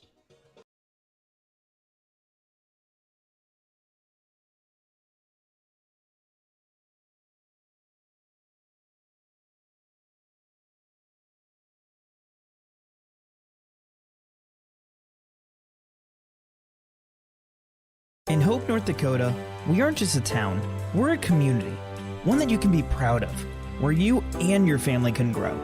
With available jobs, affordable housing, a local golf course and pool, the Sportsman Club, and great educational opportunities, there hasn't been a better time to join the Hope community, ideally located between Fargo, Grand Forks, and Jamestown. For more information, go to www.hopend.com. Live, work, and play in Hope, North Dakota. If you want help from a firm that has integrity and respect, strives for excellence, and is interested in the betterment of the community, look no farther than Onstead Twitchell Attorneys. Our team of attorneys has dedicated and talented professionals who are committed to improving the lives of their clients and providing custom legal solutions with integrity and excellence. We have offices in West Fargo, Hillsborough, Natick, Page, and Castleton. Or view our website, www.onsteadlaw.com.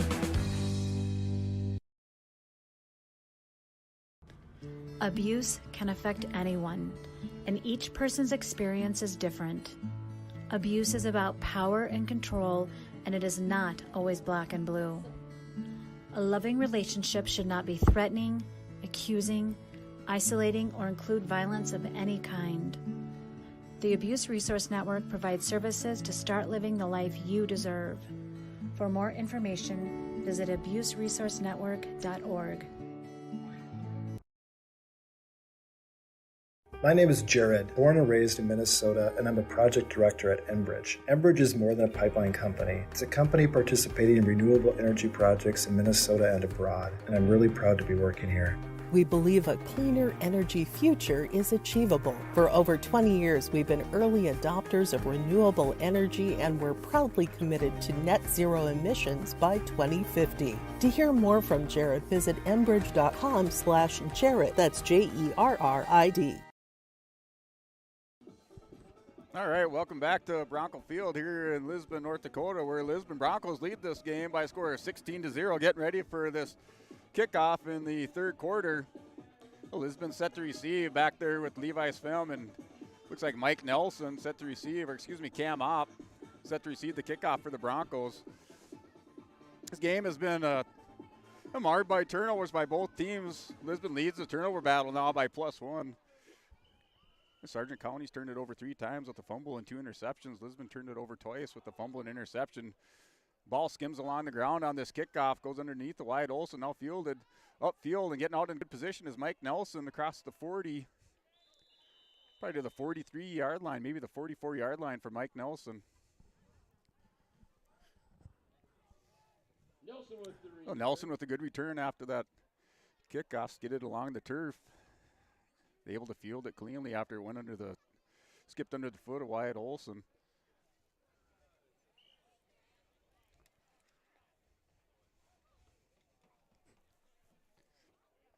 It's a couple ticks off the clock into the third quarter. Lisbon takes over 1st and 10 at their own 43-yard line. Olson has them up under center, wishbone formation. The handoff to Opp. Find a little running room, still on his feet is Opp. Opp gets across the 45 to the 47-yard line. Opp with the carry. They give him a gain of 4 yards for Cam Opp.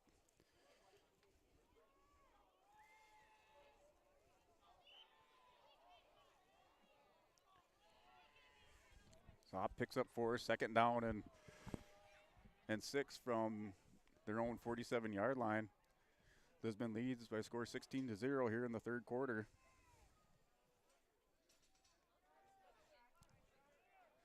A handoff, a little bit of an exchange there. Looks like Nelson still on his feet. As Mike Nelson gets called across for the first down, cross midfield to the Bulldog 40-yard line. Tackled by Wielander and Wittich. And that's a Bronco first down.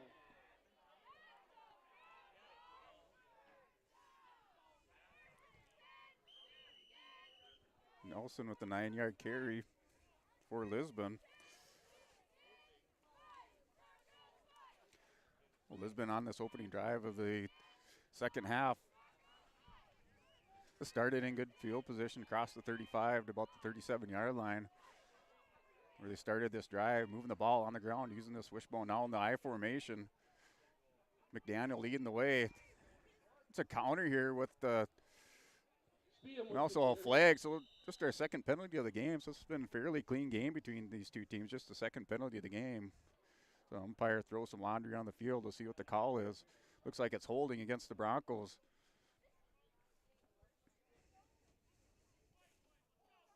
Holding on the Broncos. That'll back the Broncos up. Back to midfield. So brings up second. Young up 1st and 20. The original line of scrimmage at the 40-yard line. Brings up 1st and 20.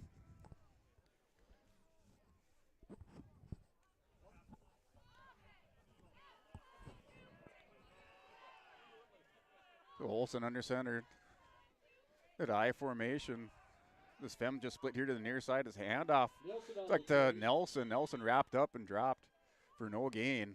Tackled by Zernhilt. So Sargent County, good penetration there on that far side. Able to get Nelson and wrap him up for no gain.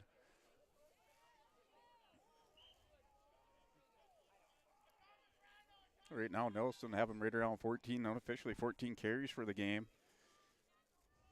Well, 78 yards on the ground for Mike Nelson. The 9:42 remaining in the third quarter. Lisbon leads this one by a score of 16-0, scoring on a couple touchdowns in that first half through the air. 38-yard touchdown reception from Olson to Spelm, and then the on-ground 9-yard run by Nelson. So Olson looking over here to the near side, has a receiver at the 50-yard line. And that pass complete, but it'll be complete for maybe a yard gain, yard to no gain. Brings up 3rd down. So give him no gain on that pass from Olson to Nelson. Brings up 3rd and 20.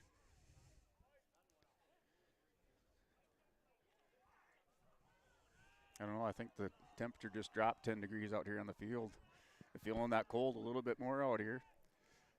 8:55 to go in the third quarter. Shotgun formation is Olson. Olson looking down, trying to find a receiver. Has a receiver here. It's Fem on the near side. Fem not finding any room. Met with by the Bulldogs on the near sideline and knocked out of bounds. So knocked out of bounds by Cadoon. Met immediately by Cadoon.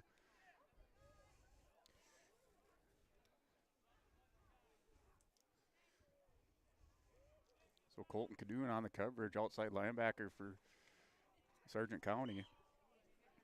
Brings up 4th down for Lisbon, 4th and 18. Gave him a gain of 2 on that reception by Svem. Svem now has 30 yards unofficially receiving for Lisbon.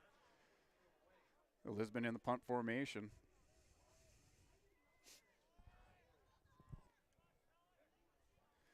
Lisbon will punt it, no fakes here.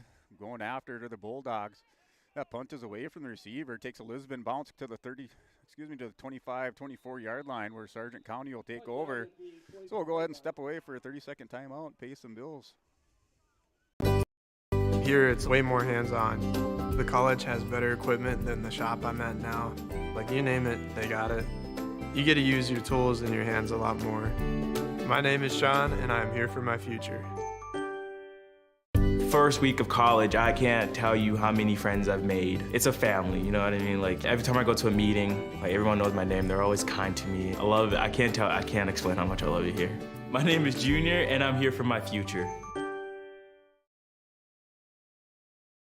Wallach Johnson Insurance is your friendly neighborhood team of qualified insurance professionals in Gwinner, Rutland, and Lisbon. Get in touch with Lene Johnson or Luann Walliser as they have access to highly rated insurance companies and can shop around to find you an affordable solution for farm, crop, business, home, and auto insurance. Plus, they can get you a free quote started today. For more information, check out their website at nd-insure.com. Wallach Johnson Insurance, professional insurance with a personal touch. Riverside Building Center in Lisbon, North Dakota is Southeastern North Dakota's premier building supply headquarters. They have it all from the basic home improvements to complete pre-built homes. Their staff is knowledgeable in every product they sell and have over 110 combined years of experience. With their large inventory to sell from and a fleet of 6 delivery vehicles, Riverside Building Center in Lisbon can bring the products to your job site. From a hammer all the way to a home, they have you covered. Visit rbclisbon.com today. Riverside Building Center in Lisbon. Wallach Johnson Insurance is your friendly neighborhood team of qualified insurance professionals celebrating over 40 years of service. As an experienced independent insurance agency, they have access to highly rated insurance companies and can shop around to find you an affordable solution for farm, crop, business, home, and auto insurance. Visit them at one of their locations in Lisbon, Gwinner, or Rutland and get a free quote started today. For more information, go to nd-insure.com.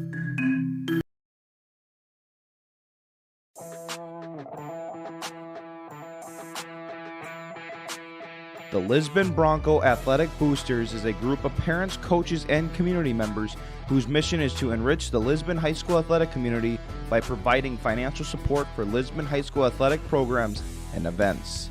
If you are interested in getting involved, they invite you to join the Bronco Athletic Booster Group on Facebook to learn more. The Lisbon Athletic Boosters send a good luck wish to all athletes competing today. At Olson Accounting, they tackle it all with a variety of services to help your business, from payroll, strategic planning, and taxes. Plus, they'll protect your individual financial and retirement planning like an offensive line working together to protect the quarterback on the field. Let the team at Olson Accounting help you and your... Oh, something happened there, so I apologize for going away from the game here. Here in the third quarter, 7:33 to go. Had some technical difficulty. We're back online. Oh, the Bulldogs picking up a first down. Making it out to midfield, 2nd and 10. Ball's at the 50-yard line.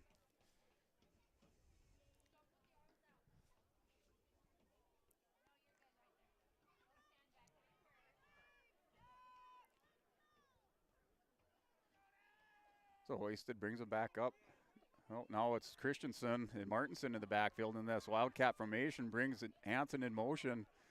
So Martinson's going to take the snap. The second time Bulldogs have run that play, didn't fool Lisbon this time. So hoisted out of the lineup.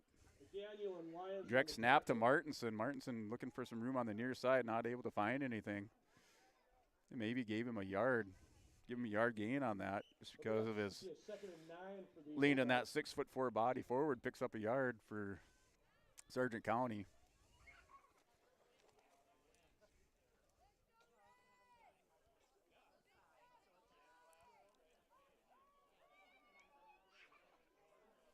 We'll give him 10 yards unofficially on the night, rushing for Martinson. They hoisted back in. Christensen in the backfield. Shotgun formation, looking downfield, has a receiver. That's intercepted. Oh, in and out of the hands. In and out of the hands of Wyatt Olson. Intended for Nick Hansen. Pass intended. Looks like it just went through the hands of Hansen. They'll bring up 3rd and 9 for the Bulldogs. Right in the breadbasket of Wyatt Olson, just not expecting that. In and out. So that brings up 3rd down, 3rd and 9 from the Bronco 49-yard line. Bulldogs just across midfield.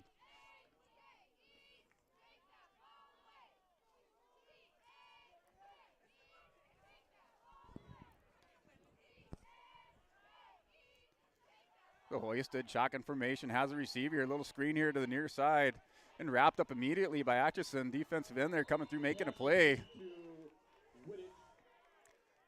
Oh, Wittich maybe gets a gain of 2 yards, 1 or 2 yards on that. By Tyreek Atchison.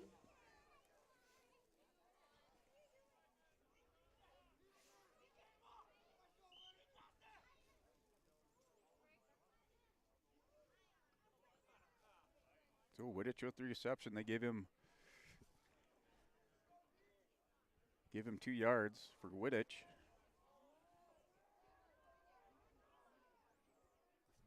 Brings up 4th and 7. Bulldogs are going for it. 5:31 into the 3rd quarter. Just shotgun formation, looking downfield. Has a receiver sending it field to Wittich. And not able to haul it in is Wittich. So Bulldogs are turning it over on downs. For Wittich. The Bulldogs opting not to play field position on that. Decided to go for it here at midfield on 4th and 7.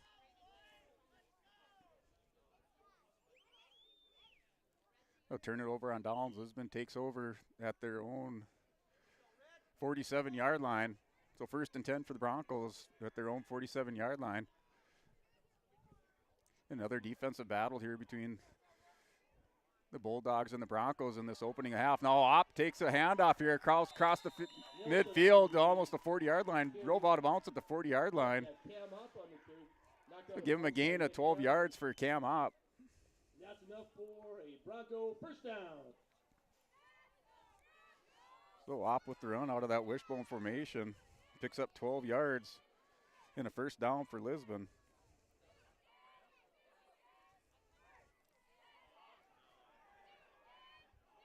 So Olsen back under center, wishbone formation. McDaniel the fullback, handoff to Nelson. Nelson finding some room on the left-hand side, still on his feet, making it to the 45. Nelson on the carry. Or excuse me, the 35 is Mike Nelson. So Nelson picks up 5 yards. Pittenberg on the tackle. Gain of 5 will bring up 2nd and 5 for the Broncos. So Nelson with the 5-yard carry brings up 2nd and 5.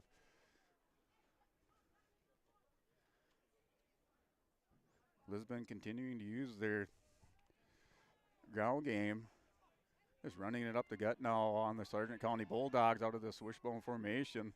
Just sending 2 backs through the hole, followed by the halfback. Another handoff. This time it's the keeper by Wyatt Olson. Fakes to Mike Nelson. Gets around to the 1st down across the 25 up to the 25-yard line. Well, Broncos opening up the playbook out of this wishbone formation. Fakes the handoff to Nelson. Olson elects to keep it. Gets around that far side, close to the 25-yard line.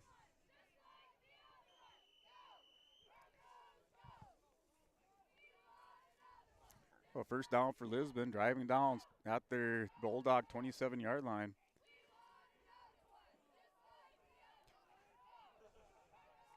At 4:09 to go in the 3rd quarter. Just another run up the middle. Fake pitch or fake sweeper out to Opp. On the carry. Lisbon picks up another maybe 5 or 6 yards. Cross the 20 to the 19-yard line.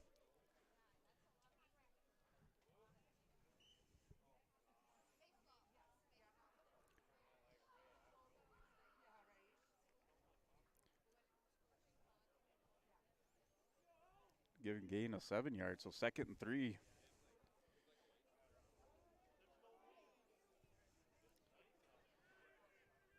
So under center, pitch to Opp. Opp finding some running room, bowls his way forward. The bowling ball, Cam Opp picks up a 1st down for Lisbon. Across the 10-yard line to the 9-yard line.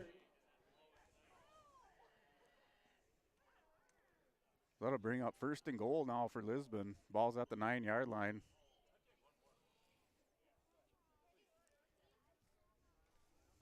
Cam Hopp picking up a head of steam on that run.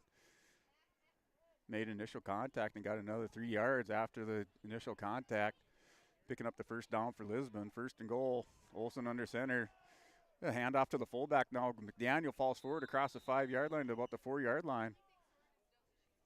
Give him a gain of 5 yards. McDaniel on the carry.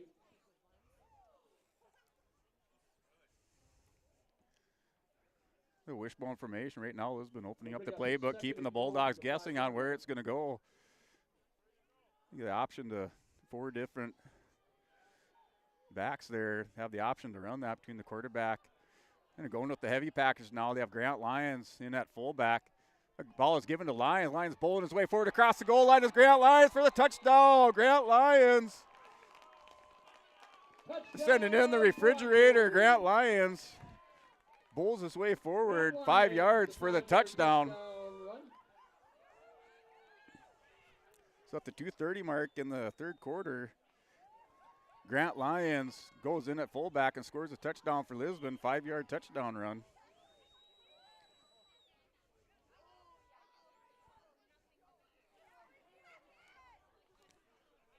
So Lisbon putting 6 more points up on the board, going for the 2-point conversion. Olsen under center, wishbone formation.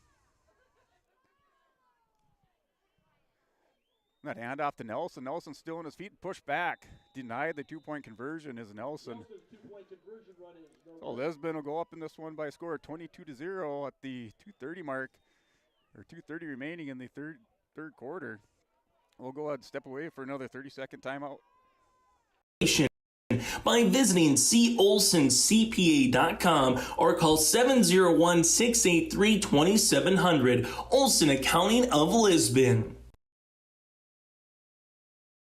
The Milner Public School District has a long history of academic, artistic, and athletic achievement and is proud of the programs and education environment offered. A fully accredited educational system, Milner Public School District operates 2 separate school buildings, including Sundale Colony School. Over 85%, that's right, 85% of the graduates of Milner High School attend some form of post-secondary educational institution. You can find more information on the Milner Public School District online at milner.k12.nd.us.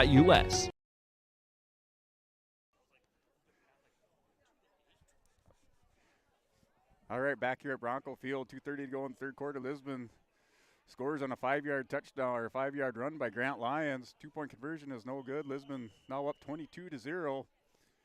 In control of this game. Lyons kicks off. That ball is fielded at the 30-yard line and dropped. Making its way back across the 30 to the 32-yard line. A little bit of footwork there, trying to get a couple yards out of that.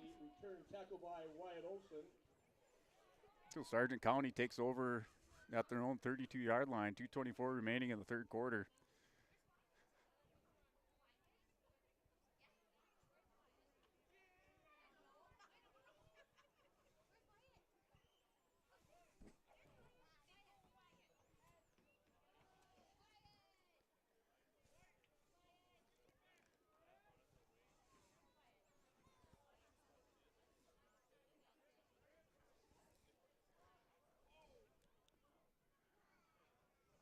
So hoisted, shotgun formation, has Christensen split to the near side, and that ball's in and out of the hands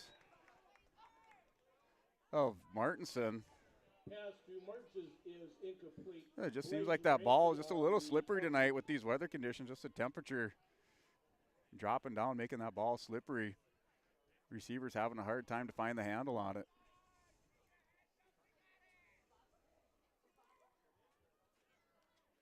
He's got to get a little extra stick him on those gloves, not able to haul some of these passes in tonight.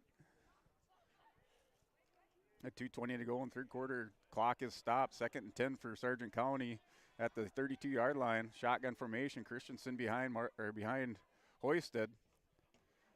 A handoff to Christensen, looking to the outside and find a little bit of running room over there is Christensen. He picks up 2, maybe 3 yards.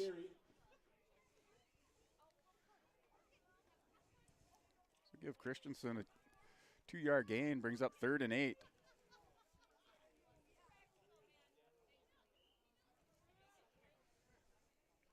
The clock continues to run. Minute 55, minute 50 to go in the third quarter.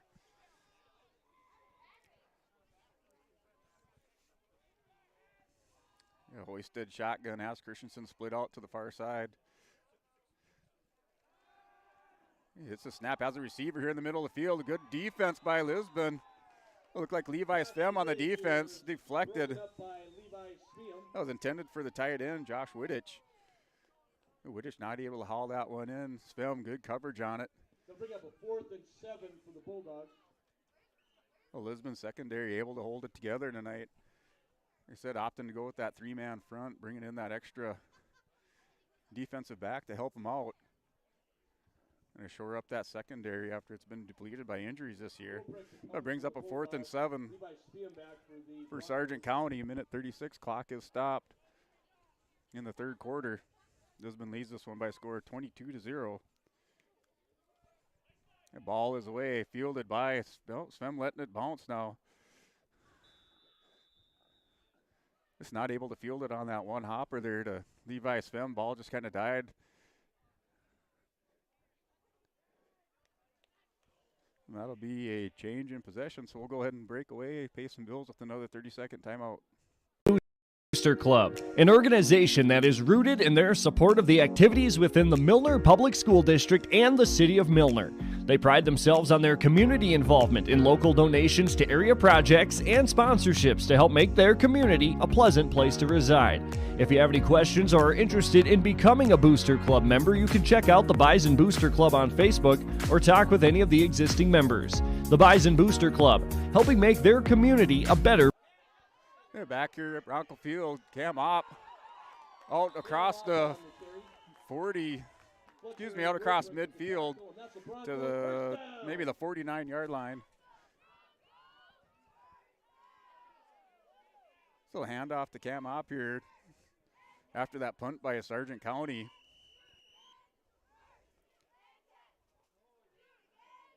Svem just let it die there at the 30-yard line on that punt. And Opp picks up 20 yards on the carry. Running that wishbone. Now a pitch to Nelson on the far side, finding room in the corners. Nelson across the 40 to the 36, 37-yard line is Mike Nelson. Nelson on the carry. Lisbon up in this one by a score of 22-0. Looks like he's just short of the first down. They spotted him. His knee must have hit. So it brings up second down, second and short for Lisbon. Give Nelson 9 yards on that carry. At 45 seconds, clock continues to run. Lisbon's up 22-0. Finding some big holes on the left end, right side now are the Broncos. A handoff to Opp, then Opp up the middle, picks up the first down, across the 40 to the 35-yard line. A 5-yard carry by Opp picks up the first down.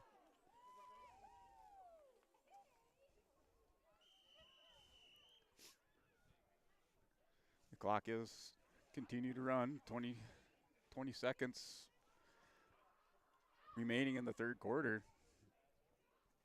Lisbon does not have to run a play. The play clock is at 14 seconds. Just looks like it's 2 seconds behind the game clock.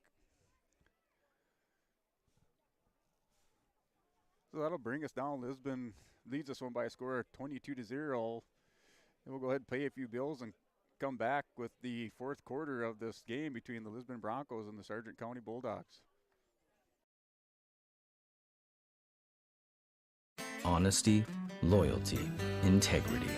At Bank North, we've remained true to these values for generations. They shape the way we do business, work with customers, and support our communities. We've been here for more than a century, helping people grow farms and businesses, finance homes, and pursue their dreams. It's values-based banking, and it's all about working together to strengthen the common threads that bind us together. Bank North, always true. Hey, what you doing? Crawling around under my planter trying to figure out if I need any maintenance parts replaced. It's harvest time, buddy. Yeah, I know, but the guys at RDK Enterprises keep reminding me to check now, just in case I need something ordered. What do I look for? Just give RDK a call and ask some questions. They are the guys I go to for answers. This is Chris from RDK Enterprises, your local precision planting dealer. We will answer all of your planter questions or come out to your farm and take a look at your planter. Give us a call, 701-636-2119 or planterdoc.com. All right, welcome back to Bronco Field for the final quarter of the contest between Lisbon Broncos and the Sargent County Bulldogs. Lisbon takes control of this one, leading it by a score of 22-0. Olsen under center, wishbone formation, handoff here to Nelson. Nelson finding some running room. Nelson on the carry. Little crossbuck action there. Nelson finding some running room on the near side of the formation. Picks up 5 yards. Brings up 2nd and 5.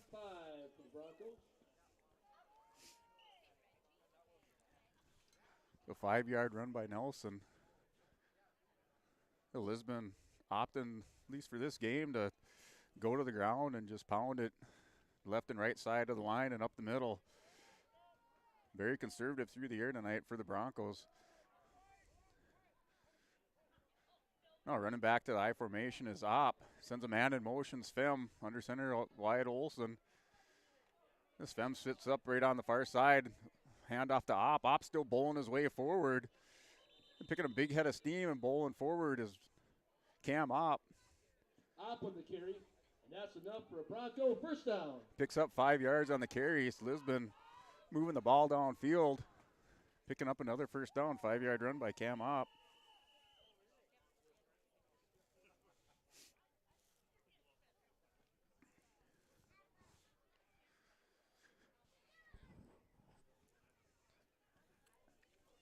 Olsen brings him up I formation. This Svem just spit to the near side of the line. And dropping back, looking downfield is Wyatt Olson. Ball is in the air. It's a jump ball. In and out of the hands of Blaze Ranke.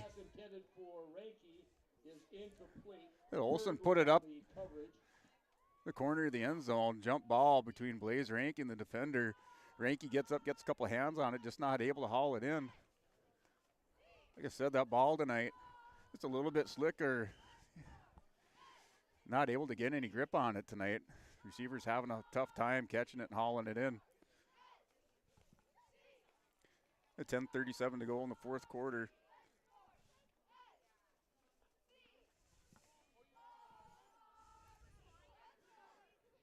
Olsen brings it back up to line I formation. McDaniel, the fullback. Little reverse here for Levi Svem. Svem set up on that just off to the right side of the line. Takes it back around on a reverse. Wasn't sure if the ball was on the ground. Saw a marker. Saw a marker go down, but Svem must have been. Well, there was a fumble, so Svem did put the ball on the ground. Recovered by his own teammate, number 23, Wyatt Webb. Keeping the drive alive for the Broncos. Brings up 3rd and 4.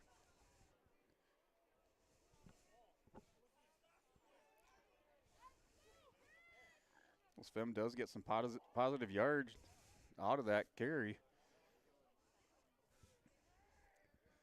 A handoff up the middle. Opp blowing his way forward. Looks like there may be a flag on the play. Be the 3rd flag of the night. In the area of holding, either holding or a face mask.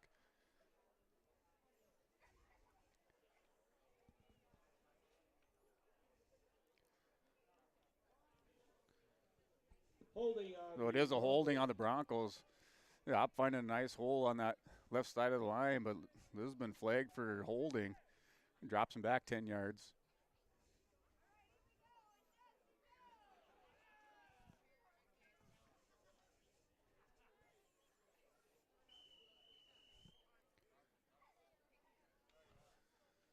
Ball's now on the 17-yard line. Excuse me, not the 17. Looks like it's on the 20. Ball's now on the 20-yard line.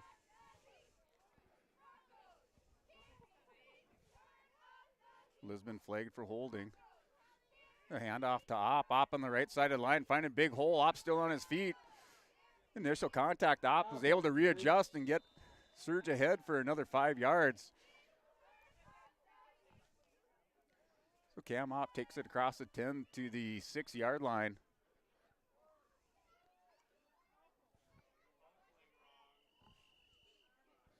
That brings up first and goal.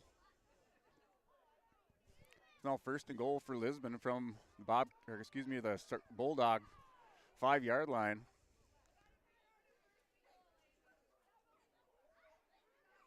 So handoff to Opp again, finding some room up the middle, still on his feet is Opp, but then he's pushed back, makes it to about the 3-yard line.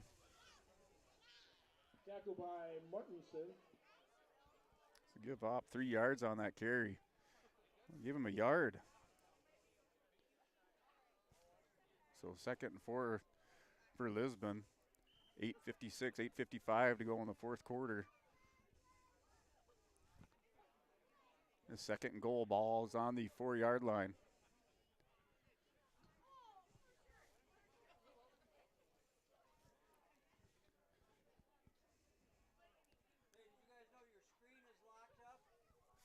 It is. On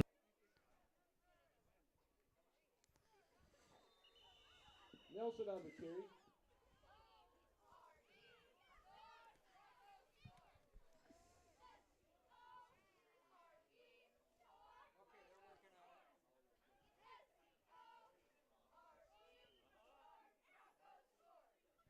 All right.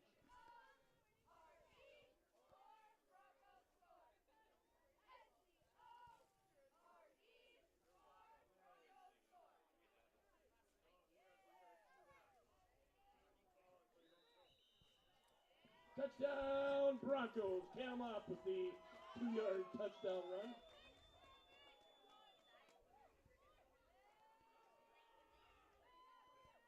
Well.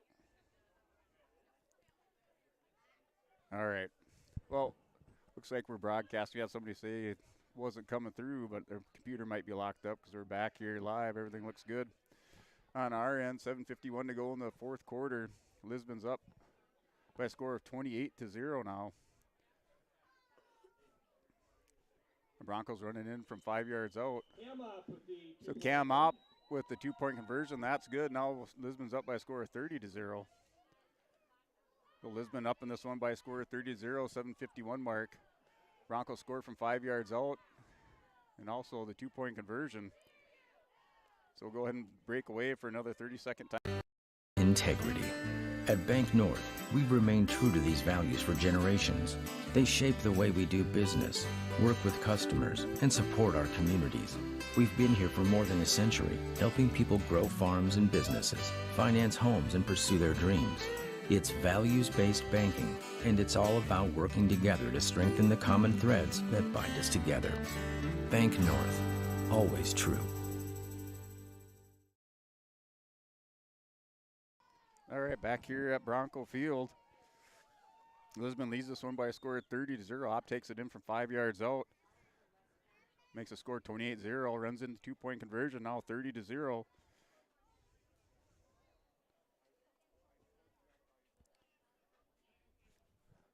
So 7:51 remaining in the 4th quarter.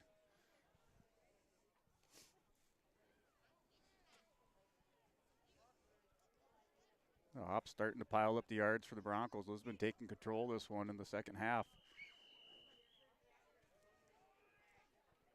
And putting up 14 points. That kick is away, fielded by the Bulldogs, and pushed out of bounds at about the 35-yard line, where Sargent County will take over.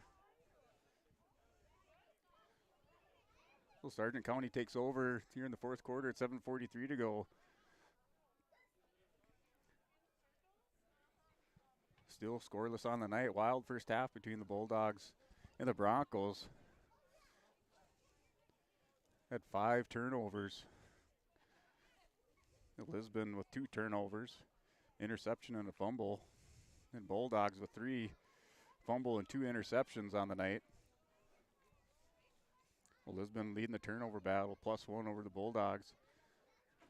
And a handoff, looks like it went to Christensen. Hanson on the carry. Well, they give it to Hanson, so Hanson maybe little to no gain on that carry.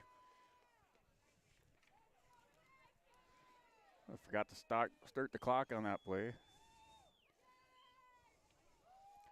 So Hanson will give him a gain of 1.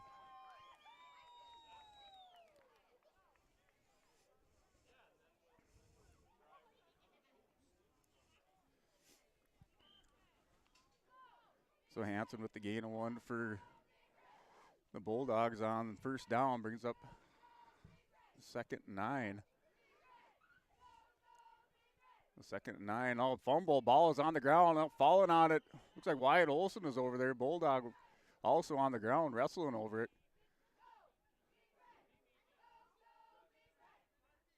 Well, Bulldogs able to recover that fumble. Ball momentarily on the ground, recovered by the Bulldogs. Brings up 3rd down, loss of 2 yards on that. Brings up 3rd and 11. Timeout Lisbon. We'll call a timeout. Lisbon calls a timeout. Want to talk things over, give the players a little bit of break to finish out the game here in the 4th quarter, so we'll break away for another 30-second timeout.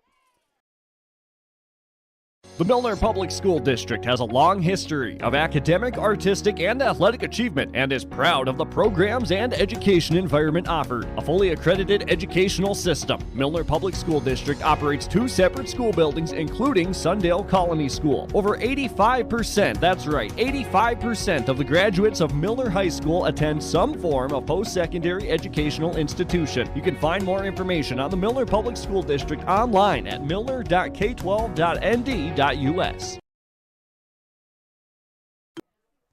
All right, back here at Bronco Field, Lisbon leads this one in the 4th quarter by a score of 30-0. 6:39 to go in the 4th quarter. The Bulldogs with the 3rd down, just coming off a fumble, put the ball on the ground momentarily, and they're able to recover their own fumble. So Hoisted under center. And rolling out here, now looking for a receiver downfield, not finding anybody and just having to throw it away. Are the Bulldogs. Brings up 4th down and 11.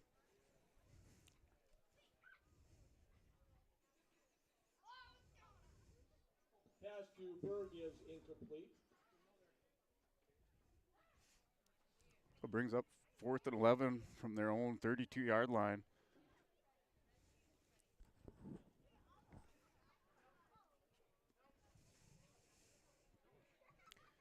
Six minutes remaining in this 4th quarter. Bulldogs set back to punt. Looks like big number 80, Tyreek Atchison, back to receive the punt. And right to him, Atchison, a big head of steam running down that far sideline. A lot of running room down the far sideline as Atchison still on his feet. On the far side and brought down at about the 15-yard line is Tyreek Atchison. Atchison with the big punt return. It's like Lisbon sending in that 2nd unit, leading this one by a score of 30-0. Have Jordan Bittner under center at quarterback.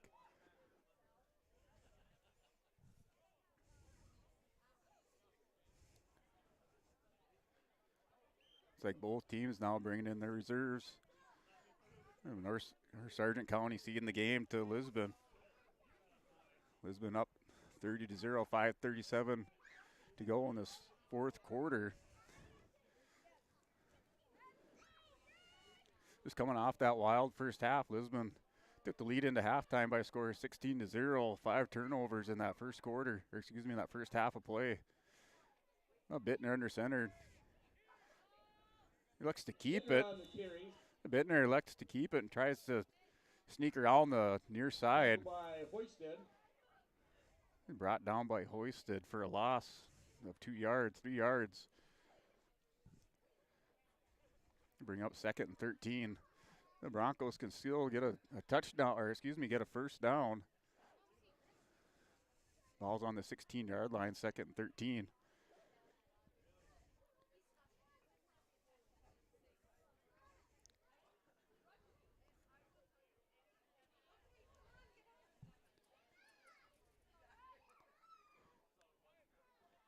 That is a hand, a big hole there on the far side. Gaping hole, looks like it does. Be close to the first down. Is Seamus Kelly. Kelly ripping through the big hole there on the right side, far side of the line. Brings up third down and maybe 2. We'll give him a 3rd and 1. Ball is on the 5-yard line. We'll say 3rd and 2. So Bittner under center.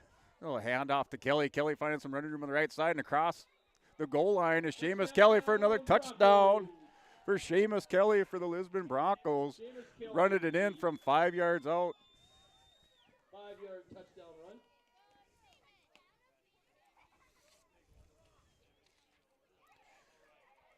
So at 4:02 in the fourth quarter, Seamus Kelly takes it in from 5 yards out.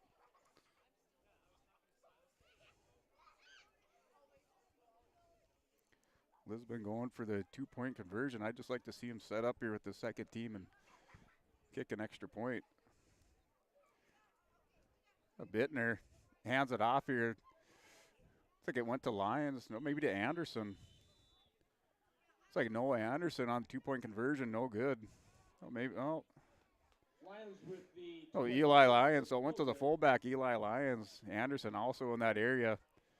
Lead blocker for Lyons. Not able to punch through for that 2-point. So we'll go ahead and switch away, waiting for this kick. Your friendly neighborhood team of qualified insurance professionals celebrating over 40 years of service. As an experienced independent insurance agency, they have access to highly rated insurance companies and can shop around to find you an affordable solution for farm, crop, business, home, and auto insurance. Visit them at one of their locations in Lisbon, Gwinner, or Rutland and get a free quote started today. For more information, go to nd-insure.com. All right, welcome back to Bronco Field. Lisbon leading this one now by a score of 36-0. Seamus Kelly runs it in from 5 yards out. Puts Lisbon up 36-0. 2-point conversion run by Eli Lyons is no good. The clock continues to run, continuous clock run, and now 2:23 remaining in the fourth quarter. This game winding down. Lisbon punching their ticket to the state 11B playoffs, picking up that 4th spot for Region 1. They have an unofficial score out there between Thompson and Hillsboro. Hillsboro is taking it, laying the wood to Thompson, up by a score of 42-8. The kick is away, rolling on the ground now, fielded by the Bulldogs. And over here is Ryan Eng. Eng brought down to about the 22, maybe 24-yard line for Ryan Eng. Grayson Lyons on the tackle. Grayson Lyons for the Bronco getting some playing time here in the closing minutes of the fourth quarter and on the tackle.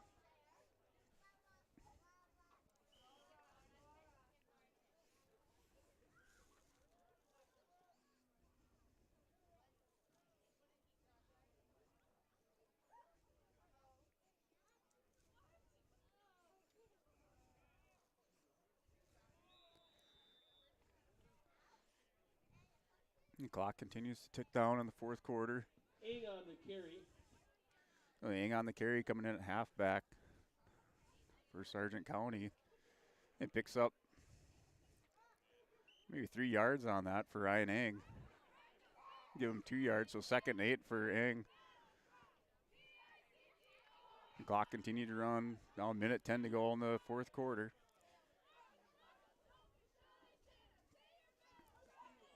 It's like Hillsboro Central Valley is leading Thompson by a score of 42-8. That is a final, 42-8, up there in Region 2.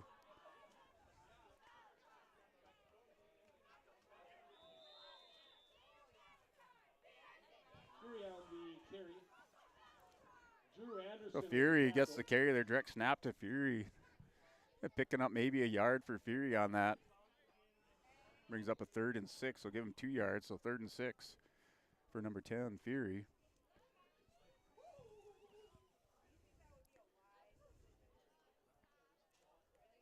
It's like Bishop Ryan and Nedros Bishop Ryan, the number 4 team out there in Region 3. They're in a slobber knocker right now, 28-27 score. That was in the second quarter. That was as of the second quarter. Score of 28-27. Back here, nice sweep here around the near side and hit hard by Atchison. Atchison not wrapping up. One mistake by an underclassman is not wrapping up on that tackle. Tackle by Jake Lyons. A good center of gravity there by Sargent County. Lisbon will go ahead and take this one by a score of 36-0. They punched their ticket to the Class 11B playoffs in the number 4 team out of Region 1. So 36-0 for Lisbon. We'll go ahead and cut away for 30 seconds. Pay some bills and we'll be back for the wrap up here on the post-game show, the Tommy's Express Car Wash post-game show.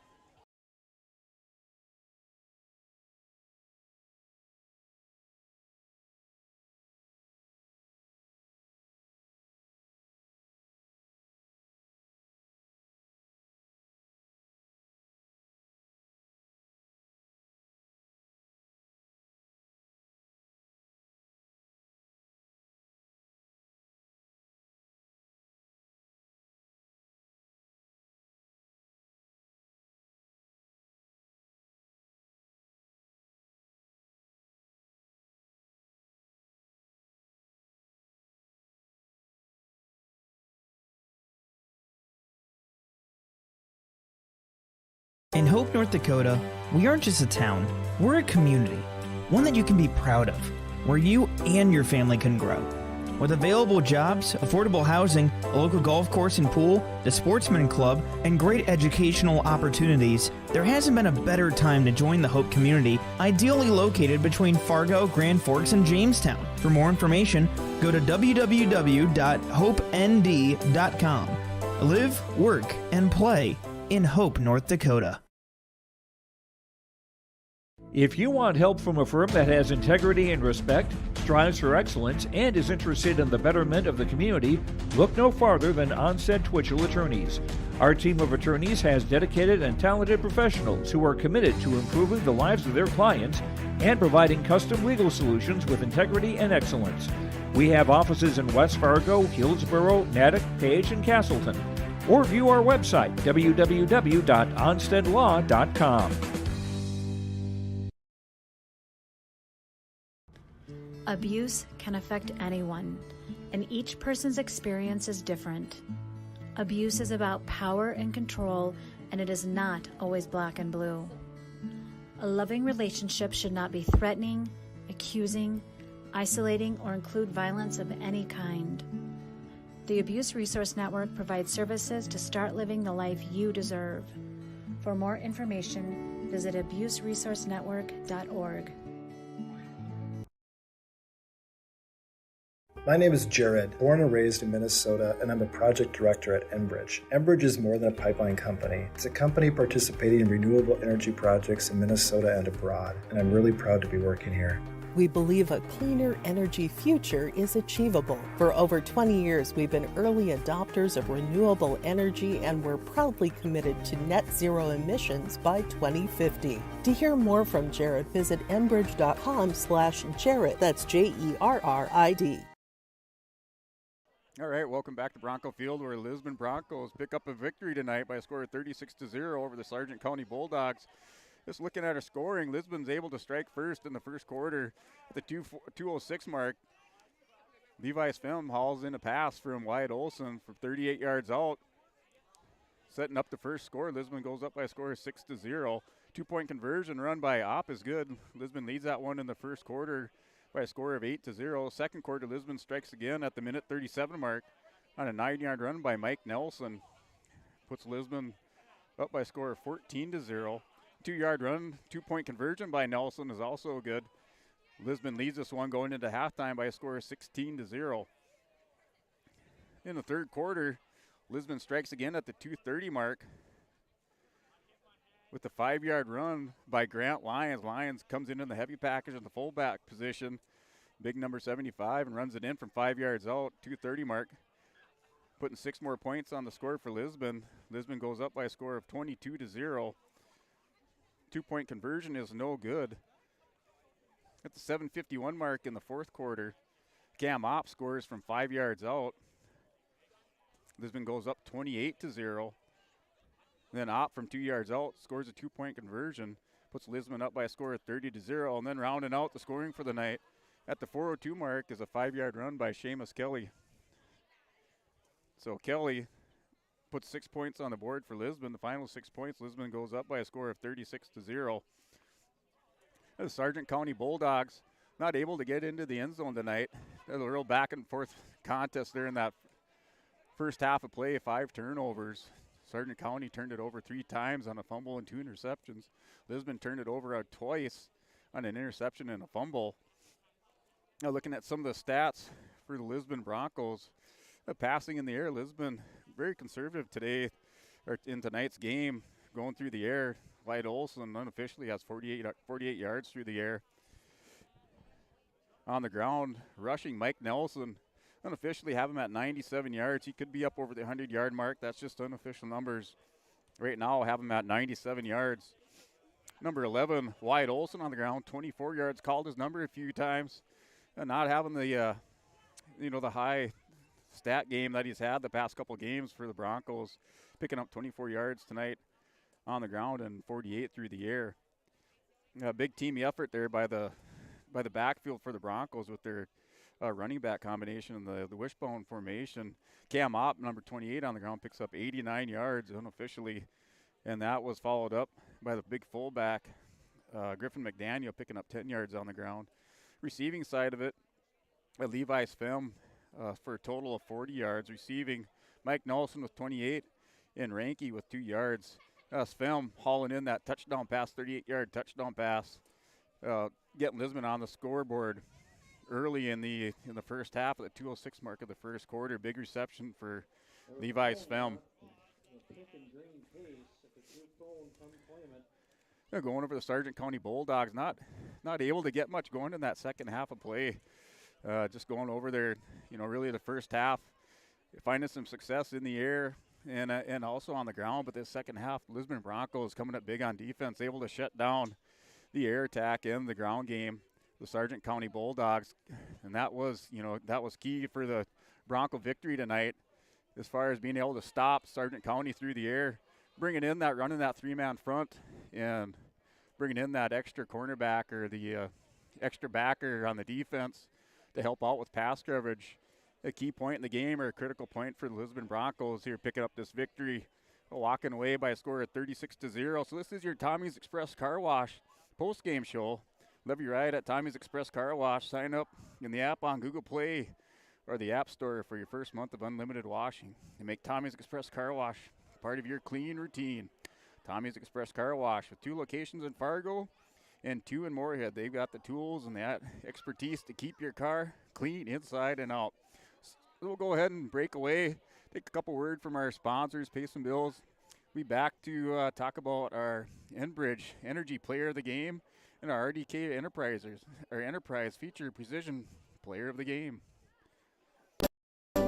Here it's way more hands-on. The college has better equipment than the shop I'm at now. Like, you name it, they got it.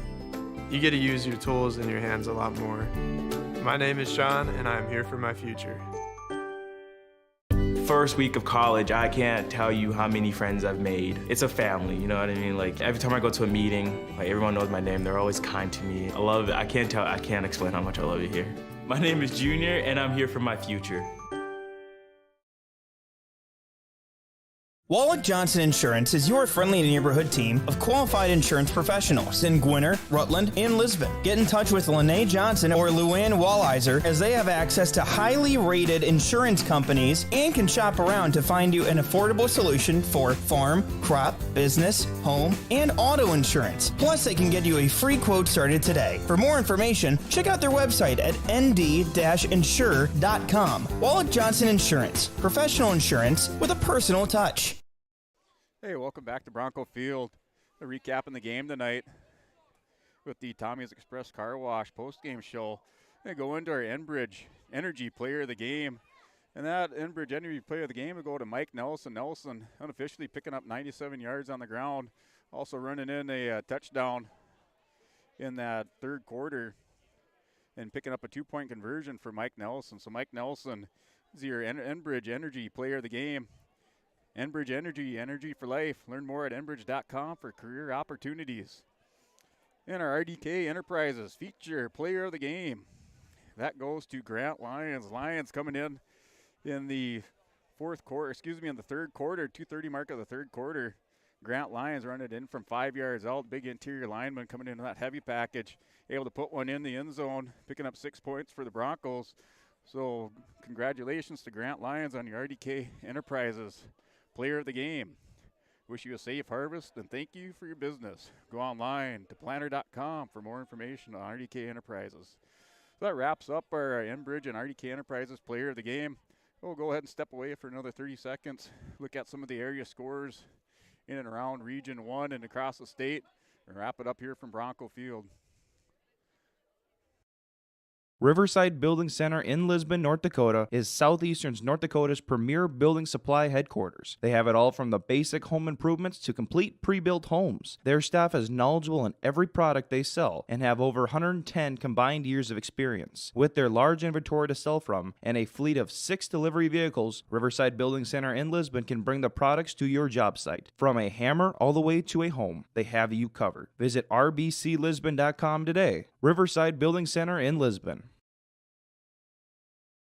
Wallach Johnson Insurance is your friendly neighborhood team of qualified insurance professionals celebrating over 40 years of service. As an experienced independent insurance agency, they have access to highly rated insurance companies and can shop around to find you an affordable solution for farm, crop, business, home, and auto insurance. Visit them at one of their locations in Lisbon, Gwinner, or Rutland and get a free quote started today. For more information, go to nd-insure.com.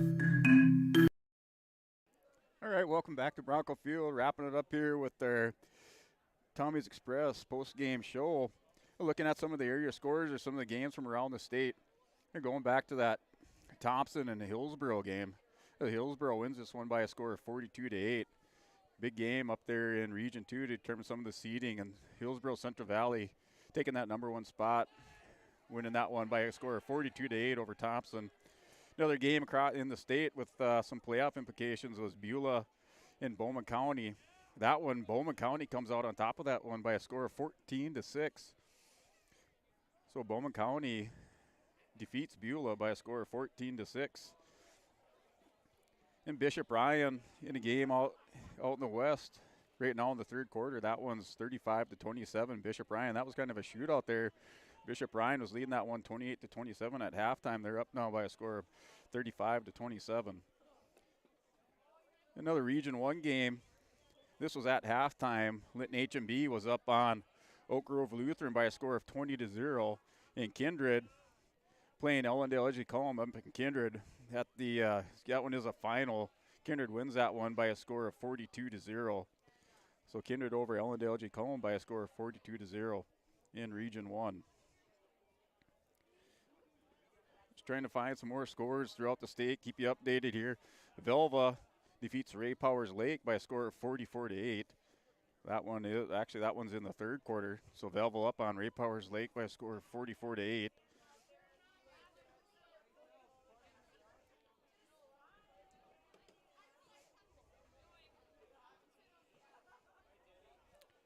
Well, it looks like all the area scores right now with the updates that I have.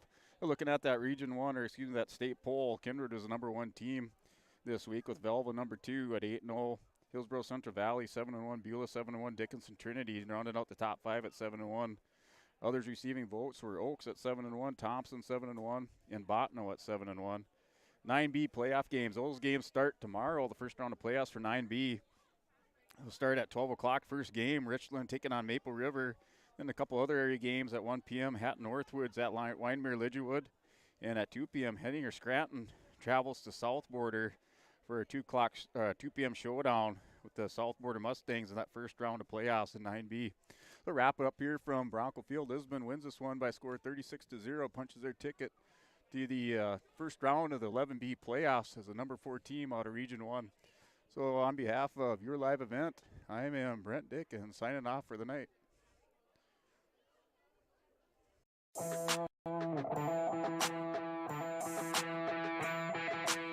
The Lisbon Bronco Athletic Boosters is a group of parents, coaches, and community members whose mission is to enrich the Lisbon High School athletic community by providing financial support for Lisbon High School athletic programs and events.